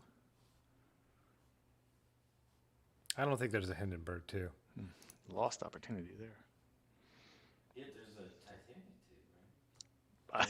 Electric There's at least a sequel to the Titanic. Yeah. Wait, we got to be viscous. chance. Vixer super chatted $4.99. Birds aren't real. Harpoon is from Portland, Maine. Oh, I was pretty close to there the other day. We got the birds aren't real super chat. Super chat. Excuse. Pardon my English. Can't believe I spent $5 Keep them coming. That's $15 I've blown this month. First 5. Gary, I feel like that's a false equivalency. Patrick says Hindenburg 2, the electric boogaloo. What? Did he hear me? Probably. Yeah. How much you want? All of it. Wait, you can hear me? I mean, sorry. Tim, you're drinking the South of 11 double IPA from Who Farted? Brewery. 10.2. Interesting. Let's get some more. Let's see. Get the Brads up here in the background. Multiple brands? Let's see how far back I can go with the Brad we have here. Are you going to try to find the picture of us? Ooh, there's an early one. Look at that hair on me. You know what? We have that one where you're wearing my old shirt, the Vision Streetwear hip. No, but I don't have that on. I have that on my Flickr. Go to my Flickr page, Tim. Oh, your Flickr page. My Flickr page has all the gems. Flickr Yeah. or MySpace? MySpace, I think. MySpace. You sure? Would you have rather? Let's see. Flickr versus MySpace. Oh, you're gonna have to weed out a lot there. Sorry, Tim. Oh, there's you and your bro. So Ben, who is responsible for a lot of our music tastes. Oh, Pat's wedding. I missed that because I was a farmer back then. Oh, that was great.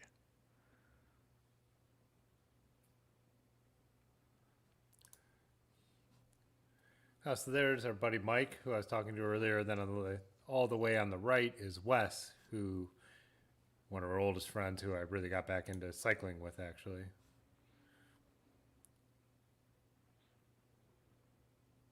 Oh, there's 45 pages. I told you, there's a lot you're gonna have to go through there, bro. Where are we here? What year is this? 2005? Flickr is older than MySpace by 1 year. Oh, what? That was my parents' garage sale. Your parents' garage sale? This is your wedding. Yeah, there's probably several pages of that. Your bachelor party? That was great. Do you remember? We just played played baseball. softball. Yeah, we just went and played softball. Then we That's went what I over wanted to do. ways. Yeah. How am I going to find the vision I photo didn't. in here? You're not gonna find it. It's probably better use of your time.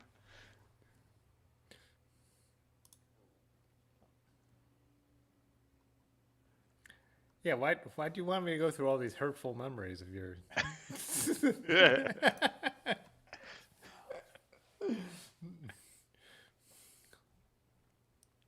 Oh, there- they're talking about my farmers don't go to weddings apparently. I was just watching. So this is just, I don't care. This is a total aside. I actually do not care. But I was looking at TikTok the other day, and a Dave Chappelle clip came up, and it was like, and he was talking. He was like, "Have you guys seen that website farmersonly.com?" He's like, "It's a dating site for farmers." He's like, "What kind of woman just smashes with farmers? It's gross." That's it. That's all I wanted to say. Anyways. End of message. Oh, Rick said if we're going to look at garage sale photos, he's going to have to smoke another joint.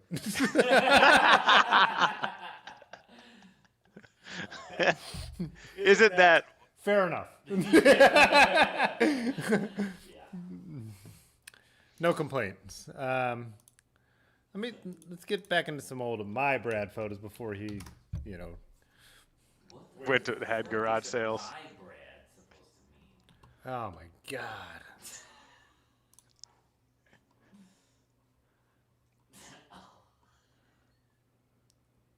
This is when I first bought some.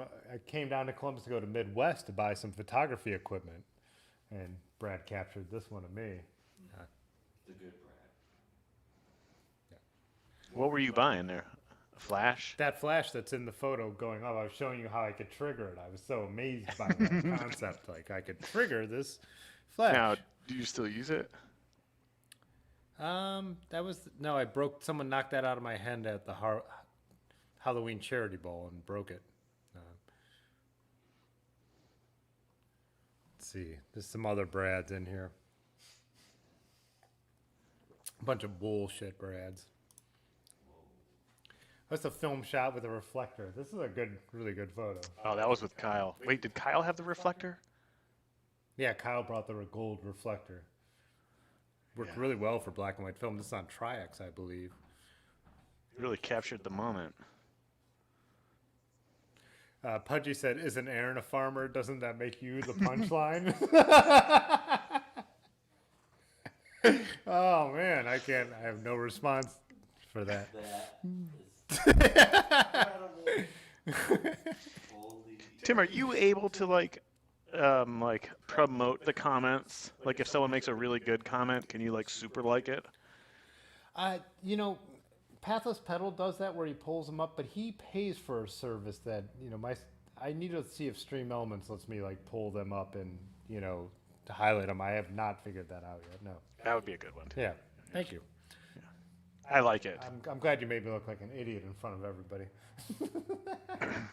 No, I'm kidding. Next Tuesday. Oh, Dylan. Is Dylan still here? This is what I was asking about, this bridge. So our friend Dylan, who, the one I was telling you is the video editor and has been doing cool bike stuff and has really cool bikes. He posted a photo of him going under a bridge near Columbus, and I thought it was this one. But he said it wasn't, but he knows this one. Yeah, and 'Cause he was riding his bike on some. they've redone that bridge, so they covered up a lot of the artwork. No more birds? It's like half covered up. They wanted the truth. I mean, it was like they structurally changed it, but they didn't actually redo the artwork, and it kind of stinks. Hey, then me and you, we've done a couple of trips out to the Finger Lakes. Yeah, but you took your bike. I think that one. Did You I were ride mad it? at me. You're like, well, what do you need? I'm like, just room in the back for one of my bikes. He was picking me up, and I'm like, I brought my Trek the first year, my mountain bike. That's not my winter bike. The next year, I wanted my Peugeot because then I had gone full on awesome vintage bike guy that I still am to this day. Was this the time that I put the bike rack on my 740, my BMW? Yeah, you're not happy about that. I mean, I didn't care that. I didn't care, but So we got it.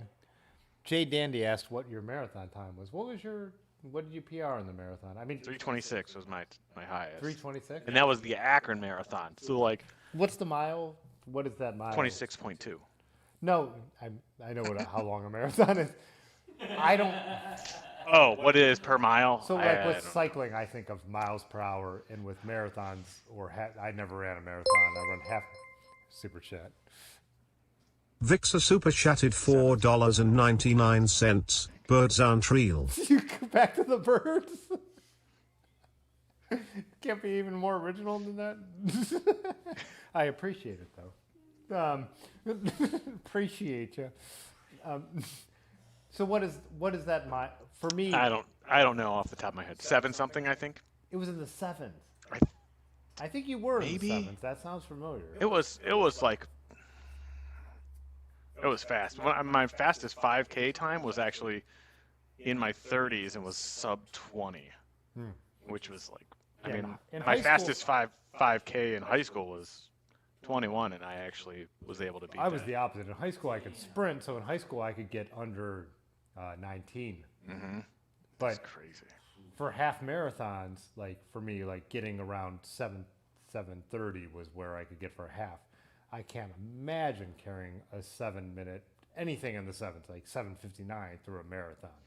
I remember you were killing it for a while. You were It like was. you were like slender, like the I slender know. you've I ever missed been. that guy. And you're not. I'm not saying you're out of shape now. I'm just saying like when you were a marathoner, you were like I was like, yeah, I was wearing like a whole few different belts and different pants. Yeah, it was like I had no muscle on me at all.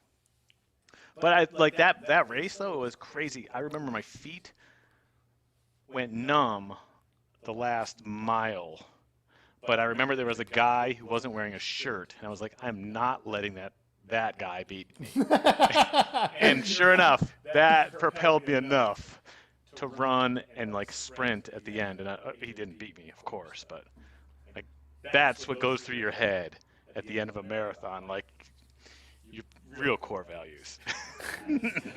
out of Yeah. out of all our friends, I feel like all my friends that I've had forever, I think like there's certain things I have like super in common with a bunch of them. But the way I think is like the one I feel like I have the most in common with you. But then it also shows me said that twice, also us. But the glaring differences were like we both have this level of determination, but yours goes beyond mine. And it's like I'm known for being the most stubborn one in the group. Sure. But really, when it comes to like some motivational level, you're the most stubborn one in the group. Like, cause like I've never been able to take it to that level of like marathoner. You know what I mean? Like, and same with Kyle, our other friend Kyle, who I haven't on the show yet, but like, you have this level of like determination that is also like when you decide something, it's like, I don't know, you have an extra level of motivation. Maybe I just set goals that are what I know I could accomplish, but like I don't think I could ever. I know I can't ever run a marathon as fast as you have. Like, and I don't even want to. You know, I draw the line. It's so weird. You don't know where that motivation comes from. And I bet if like Or use a milk crate to go to Cincinnati. I don't know. I wonder if like Kyle really challenged me to like try to compete with him. If that would be enough to motivate me to like get back into running marathons or actually try to beat him. So me and Kyle did the. It would have to be the right person almost. Yeah, I don't know if Kyle would be enough. Not enough, but like it would have to be someone who I despised that I wanted to beat. Like Kyle, I don't really want to be better than Kyle. Like But we all like the friendly competition thing is so real. We were talking about this when Micah was chatting in the chat a couple weeks ago, or maybe last week. But so like me and Kyle both went out to do the warm-up run for the Akron Marathon, which is like, I think they use something weird. It's like 11K, but it comes out, whatever it is, it comes out to like 6 miles. So a little longer than I was used to running. I've done a couple halves, but this is like when I've done one. But we go out together and we were talking about what our goals were. And I was like, sub 8-minute miles. Like, that's what I want out of this race. So I'm not trying to beat anyone. My goal for myself was sub 8-minute miles. And Kyle was like, oh yeah, I was hoping to run like 750s. So like, perfect. Let's go run this together. We get out there and like he's perfectly paced. That's how he's always been. I've known him since high school. I've run with him. We ran on the same cross country team in high school, and he's perfectly paced to do it. I feel like I'm holding back, like half mile in. This isn't fast enough for me. But I'm like also thinking like, you hear the splits. You're like, he has his watch on. Of course I don't. And he's like, no, we're right on pace. And I'm like, and he finally looks at me. He's like, you're trying to go. He's like, go. And I'm like, yeah, I gotta go. But for me, every 10 seconds I gain at that like split where they're calling out, I'm like, I'm 10 seconds ahead of where I need to be. That's, I don't have that. Just don't logically think about like what this is going to do for me long term. Yeah, I don't have that racer mentality. And so it's like, I get out there, or I have that racer mentality. It's all the feel, it's just like, I feel faster than this, I gotta go. And so I do, and then I go off. And so at some point, I think it was around the 3 mile mark, it's just a 180 back down on somewhere on Main Street. And I'm coming down, and I see Kyle, and he's like, you're killing it, go for it, man. But we both know we're good friends, but it's like, we both want to beat each other at this point, right?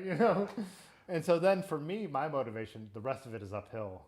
And for me, it's like, I feel like there's a dog breathing down my back of my neck, it's like, then when I realize I've hit the wall, like I've put it all out there that I've had, but I'm like, well, it's 10 minutes to glory, it is, or you're just going for it. You have to. So what happened? Did you do it? Did you make it? Yeah, I did. I ended up running like 7:45s, I think. Yeah. But I think that motivation of being like, now I'm gonna beat Kyle, like my friend who we're gonna go and celebrate and drink beers after no matter what. It's like, he's not catching this guy. Man. It's weird too, because I go dark. And like running. It's like, I'll get to places where I'm like, and I do this with riding. If I feel like I'm going to get a KOM or I've got like the Route 8 gravel one too, it's like I'll start to be like, F everybody else. I don't know how to explain it, but it's like, when I'm lacking oxygen and you're like getting into like the red, as they say in cycling, in the red zone, like I'll get out there where I'm like, well, I'm here now. Like now I might as well now want a time to show for it. The reptilian part of your brain. Mm-hmm. Man, speaking of Strava though, See you, map. Thanks for hanging out. Yeah, sorry. Go. The map that you introduced me to, what is it, Strava? The Wanderer? The Wanderer, yeah. Like, once you introduced me to that, when I remember after our trip, I went home, and I really wanted to get, like, as many roads in Columbus as I could. And there was, like, one route I went on, I'm like, I'm just going to get all the nubs and all those like leftover streets that I've never like, who would ever go down that because it's a cul-de-sac. I remember just going and like just getting all those streets, and it was like the competitive part of me that made me, I don't know, it felt like I wanted to do that, and it just didn't make any sense, but it was like.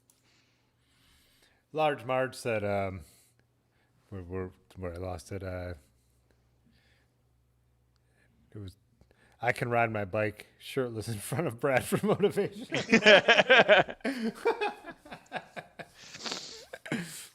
I think it's a different kind of motivation. It's like, yeah, I don't.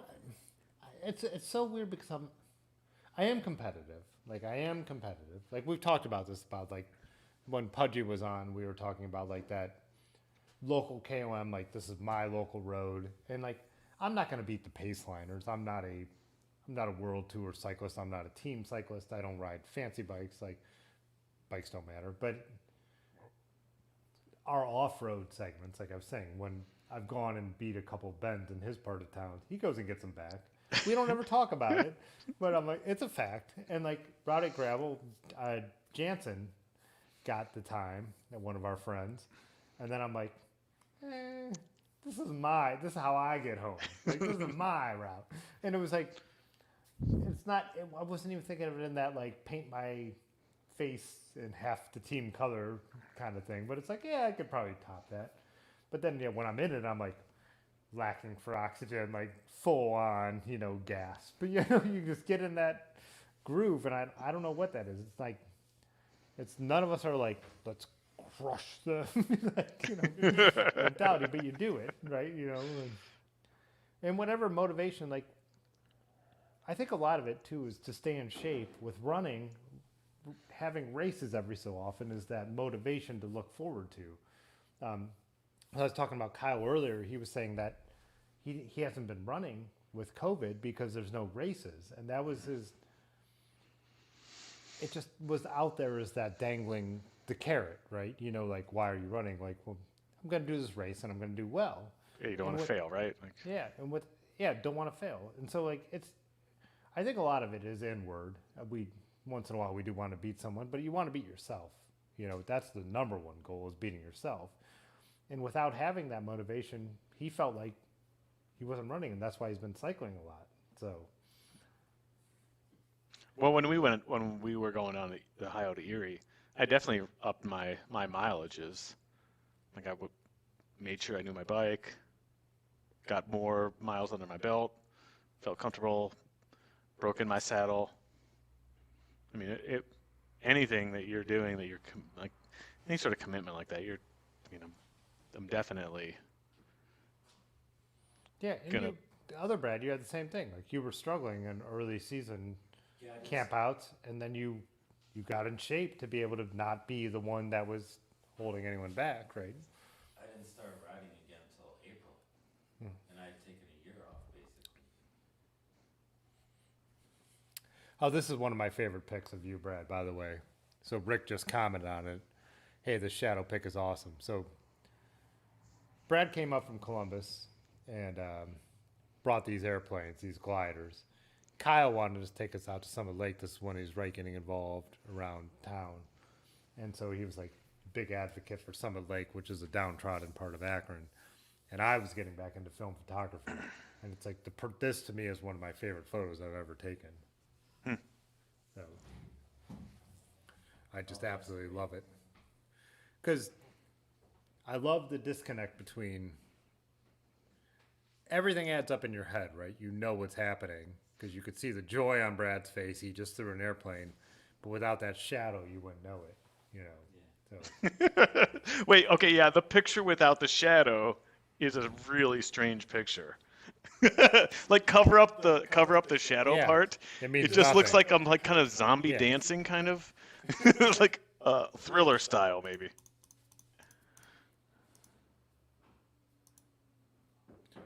This is when it came to visit you and you took us out skateboarding. Now that's after you ran the marathon in Akron. That's after you PR'd, right? Well, I don't know, because I did the half there too. That might be. You did the half this year. Yeah.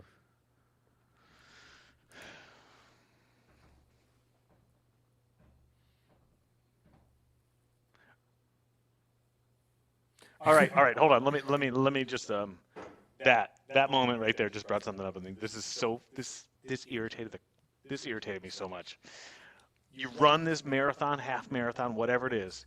You get to the end of the Akron Marathon, and they're like, "Hey, great job. Here are some socks. What size would you like?"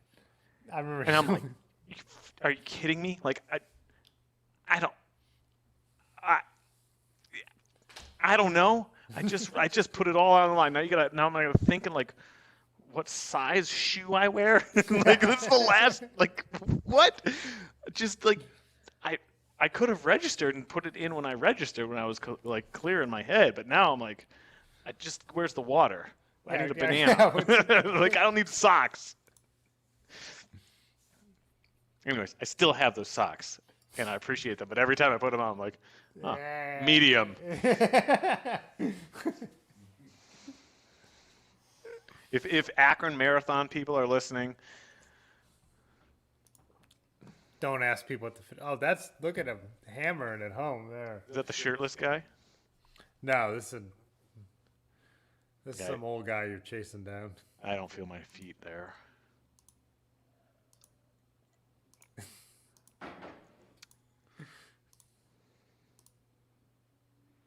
That photo of you and Greg there. Oh man, have you had Greg on? No, it's. That was you and your kids when we had a pancake breakfast. Oh. Oh yeah, the pancake breakfast. Different breads. Well, what do you think? Should we? Do you need me to ask you more questions? Do I need you to ask some more questions? Yeah, should I ask you some more questions? Oh yeah, why not?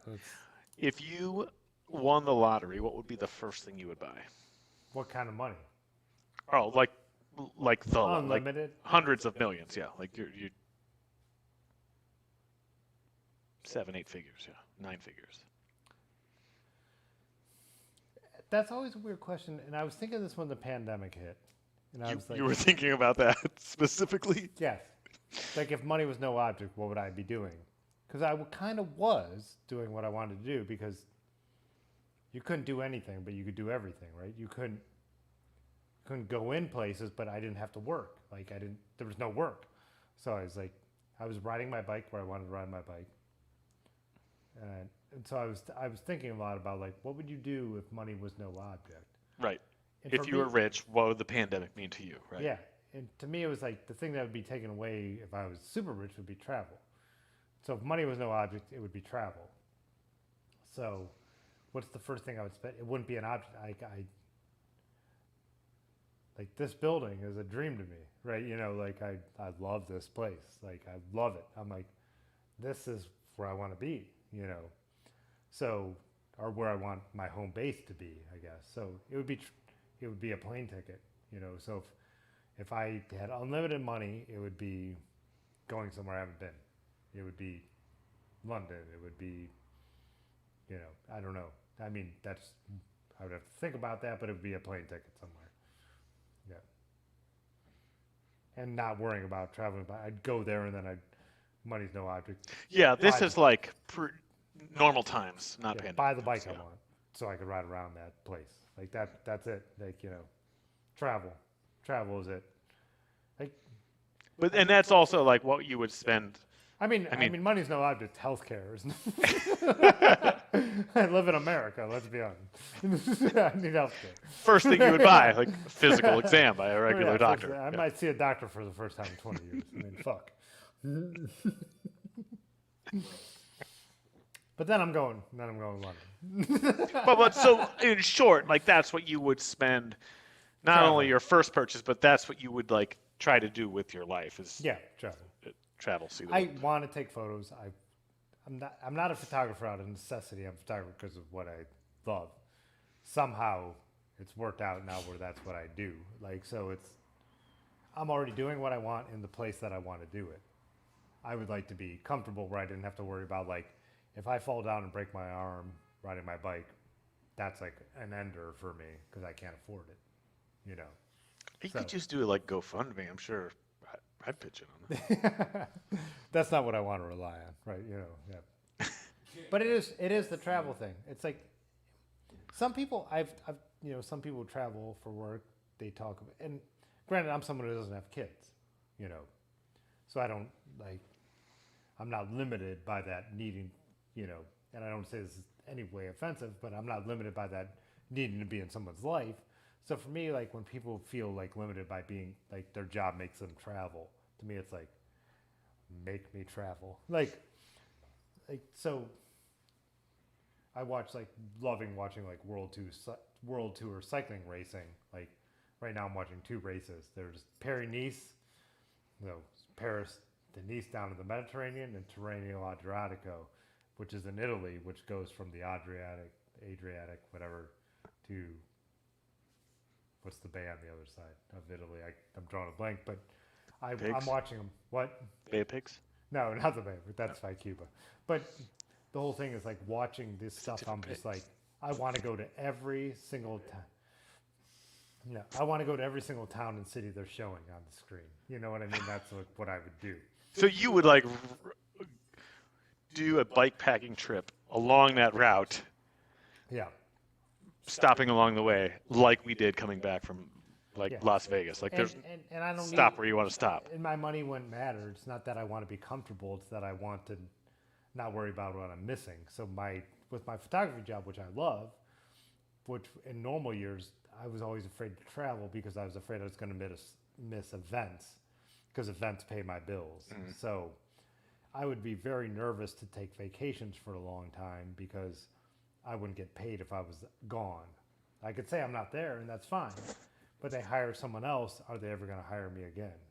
That's the nerves of running your own business. Whereas, like a day like today, where I had to edit all day, like if it was going to be sunny later and we weren't doing this live stream, say, I would go and ride my bike in the afternoon, and then I'll just work all evening. That's the benefit of running your own business. The negative is always worrying about when you want to go and be gone, there's no one there. It's just you, so does that make sense?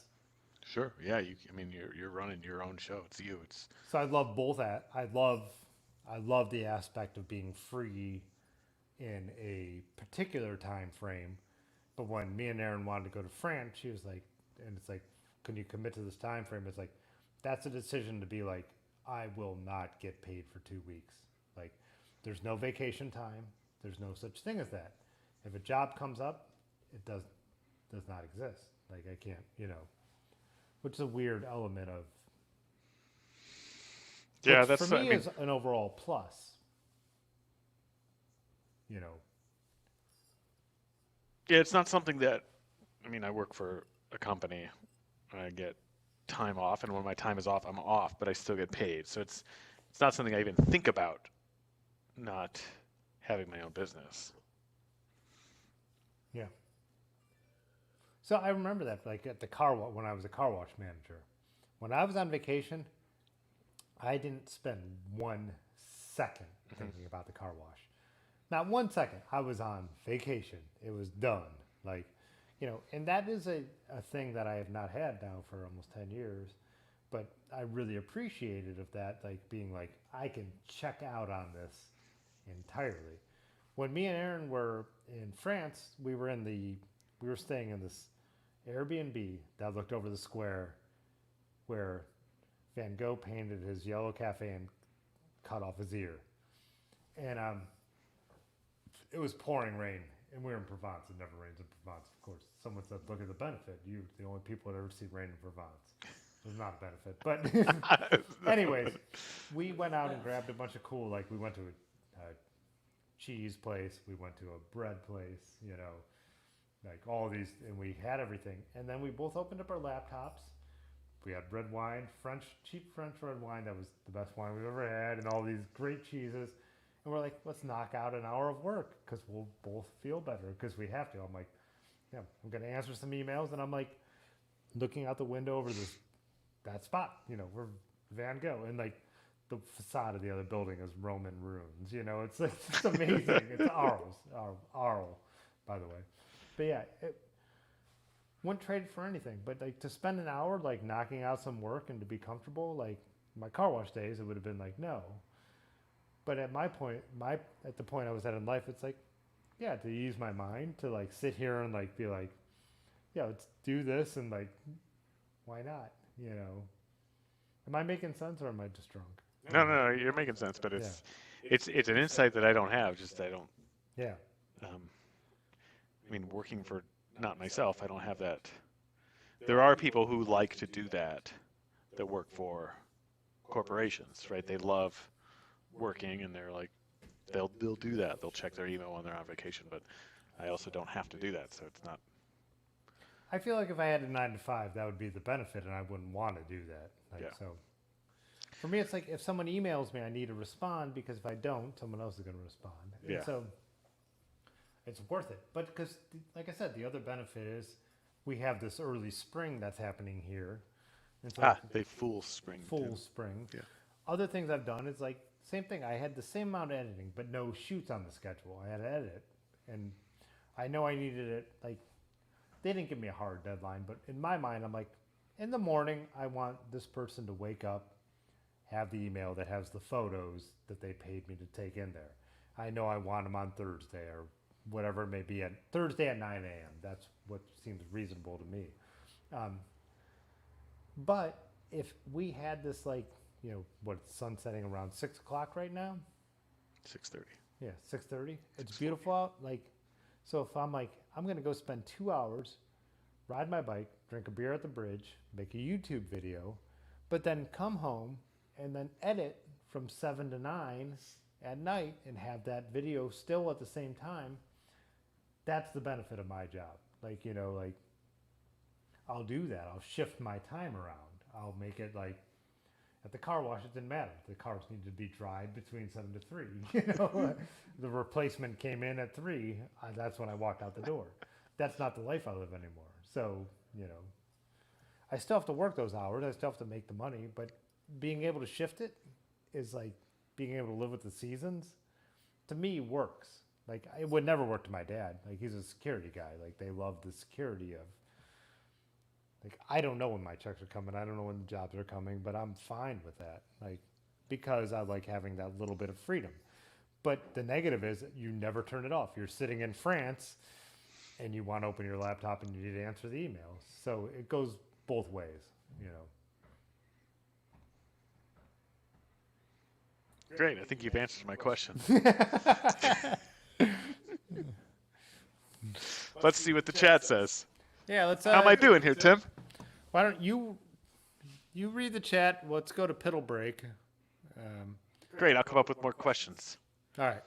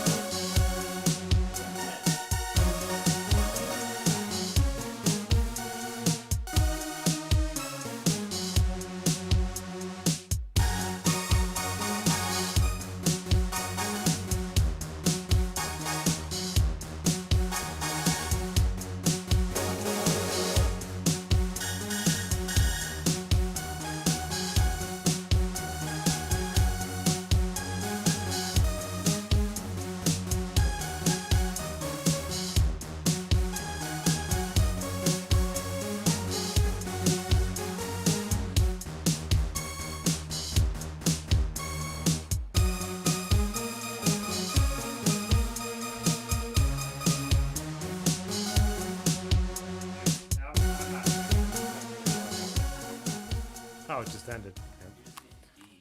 Yeah. You're making sense. What other questions should Brad ask? Ask. Isn't that a ship that went down in World War One? The Ansk. The SS Ansk. That was the. Dansk. Yeah, Dansk. That's the winter war between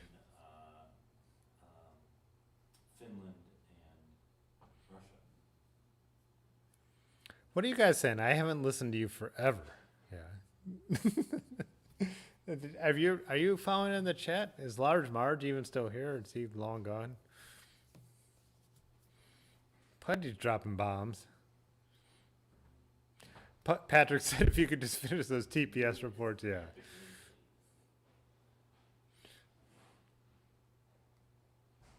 I'm trying to read back through these. Help me out. Whoa. Why does the Who lip sync all their songs if they're so great? It's one of these kind of nights, is it? Did you guys beer me or no? Oh, yeah, that's what you're supposed to do. Hey, Oh. Tim, we're moving into the. Oh, let me get. I don't have you on here yet. All right, now yet. Tim, we're moving into the chill wave phase. What about the chill wave phase? We're moving into it. Oh, that's a hard way to go. And usually it's kind of like there's a drop and then into it. Last time we chill. chill waved was Hodges. I saw. Large Marge is still here. He said, unfortunately. Oh, we still do have an audience out there? Oh, there's still a little bit of a yeah. That's 3 people. Did anyone respond to my question? 4 if you, or 5 Okay, 13. what's the first question we should ask Tim? Well, so Large Marge said he's still here, unfortunately, and put up a picture of Smokey and the Bean. Does he knows we're in the chill wave, right? Yeah, does he know it's chilly? Yeah. Just like the Titanic.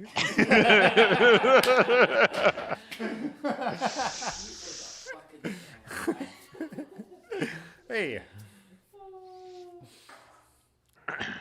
Here you go, Tim. I filled you up about Patrick just tried to. 4.5 inches, Tim.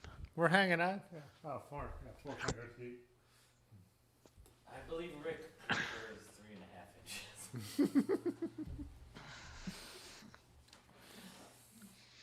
In case you didn't know, that's how we measure beer. Oh, Rick Urbanski asked it, would you rather die in the Titanic or watch the rest of this?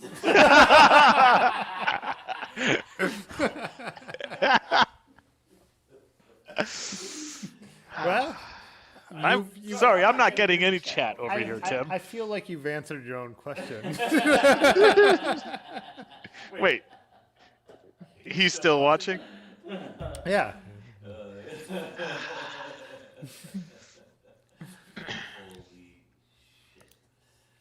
Let's get some, let's get a little bit of, I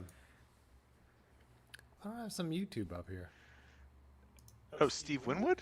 Are we going to Steve Winwood? No Steve Winwood. Damn it. I can link that fucking playlist.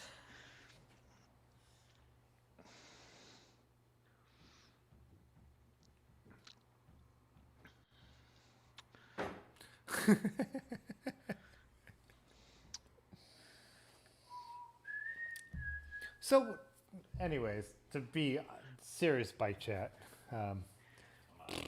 Oh. Titanic. Hindenburg.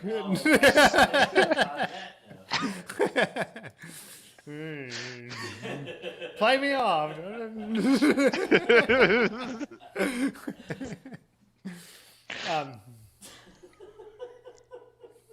So Dylan left already, but he was talking about some of the gravel roads around Columbus. Have you ever looked into doing some of those more like? No. But I did order some gravel. Anywho. No, go ahead. I did have some gravel delivered to my house. I'm installing a shed, so I needed some gravel. But no, I don't know. Fred Smith here told us the B&H photo helped change his. What's going on, Tim? Sorry. He'd rather watch YouTube He's rather. than listen to your fucking. Oh, that's a good video. That was a great question, Tim. Yeah, sorry. Yeah. I was trying to play some videos of us in the The answer is background. no. End of answer. You would not go off road around. I mean, for me, I'm like it. I don't have the crew that you have, where we're adventurous and we go out and we like try different bike routes. For me, it's like I'm either going to work, or I'm going to a brewery, or I'm going to visit a friend. My bike's pretty utilitarian. If I had a group of friends that you have, where you guys go and do the different trails and stuff, I would probably end up in doing different things like that. I just don't have that. I don't have that grouping of friends like you have here, where we're going out and like, let's go here. It's A big part of that change too is with Erin getting a gravel bike. Now we're like considering like we can do a little bit more, where she was like a road bike person, But it's all been slow. It's like I've talked about this before, but me and Ben, when like people first showed us like what the Route 8 gravel is and all the stuff I now call the industrial gravel, we were just like blown away to be able to ride it. And he was riding a fixed gear on like 25 millimeter tires. And I was riding, that's when I got into my vintage bikes and I wasn't going to give them up and I wasn't going to get back on my mountain bike. And we were just riding them and we were having a blast. Then we realized, we could have a bike that actually makes sense for this kind of stuff, yeah. So I think you kind of grow into any of that, thing. And now we're starting to seek out more of those like, maybe it's worth loading our bikes in the car to go and find the stuff like Dylan just did his overnight trip. He does awesome gravel route that he lives in Columbus in the city. Yeah, I'm drive- curious where they are in Columbus because I don't even know of them. So He's like, if I drive 1 hour, he's like, I could have a complete adventure. You know, so it's a different. I did go to. Have you ever been to Oak Openings out near Toledo? It's like a metro park, and there's all these gravel trails. Well, it's not like you're going from here to here in gravel. It's like just all these trails of gravel, and it's pretty cool. Just wooded routes in this metro park. I mean, metro park's probably, I don't know, 25 square miles. Not very big, but it was really cool. And I had my single speed. I wish I had a different bike, but a lot of people do go there to bike around. It was cool. But if you're ever looking for like a day trip, that would be a fun one. Is Metro Park like just like a Cleveland, Ohio term? Well, the metro park. So there's the state parks, the state Ohio state parks. I don't think those are metro parks. The cities have metro parks. Oh, I think the Oak Openings is a state park actually. Whereas like Columbus has metro parks, Cleveland, Akron have metro parks.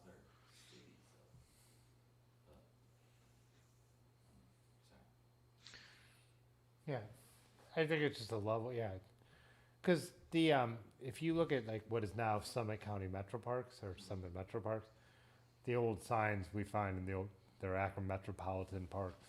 Oh, gotcha. It's just Columbus has Columbus Metro Parks. Yeah, it's just a city, state, national. That's not really a distinction on. When we were in Boulder, remember we were in city parks in Boulder that were up in the Rockies. Those three like. Was that where Estes is that a city park? It's a city that park. became national. But Well- the hike we did with Laura and Mike, we were in like still Boulder. There's Rocky Mountain National Park, but Estes, I think, is a state park. Yeah, I think they were kind of, And they kind of border each other, or they're like, Same with or like no, Estes is a city. But the same thing there. with like Virginia Kendall around here was the state park. It was originally now it's part of the national park. So all that stuff just kind of intermingles. Pudgy is saying, asking Brad to get in touch with him because he can show him some gravel down Oh yeah. Seabus. Wait till I have my bike. Oh yeah. Yeah. Tomorrow. Not before then. Well, yeah. Which part of town is he? Pudgy, what part of town are you in? Pudgy, what part of town are you in? Well, I've never tried He's to falling give away asleep? where Pudgy is. I mean, I do have Pudgy's address because I've mailed him stuff, but he's not as close to Columbus as you think, though. He's a little bit out there. All right, if this is Columbus, well, I mean, what are we talking like? Wrist? All right, why don't we close it down for the evening at a reasonable time? I'll tell you why we don't. Oh, why? Go on. Did you have another story to tell? I have no other story, though. I was just being the smartass that I am. All right, guys. So if you're not a member, the new video drops tomorrow. Tuesday for the live stream. We got a plan. My buddy Woody from Roach Clips sent some stuff, and we're going to put that onto the single speed. And we're going to fix a couple of the problems I have with that bike, so I think we'll do a shop day on Tuesday. But Pudgy said he's near Urbana. All right. Oh, God, I'm trying to shut this down, and now It's going to be like towards the tip of the thumb. That's like if you're going out to Springfield, it's tip of the hat, wag of the tail. be on the tip of the tail, yeah. Anyways. All right, dudes. You guys are the best. And I appreciate you. Rick said he's so bored he's going to buy some swag. Okay, bye. All right. Cause Yeah. this time Fitzwater photo.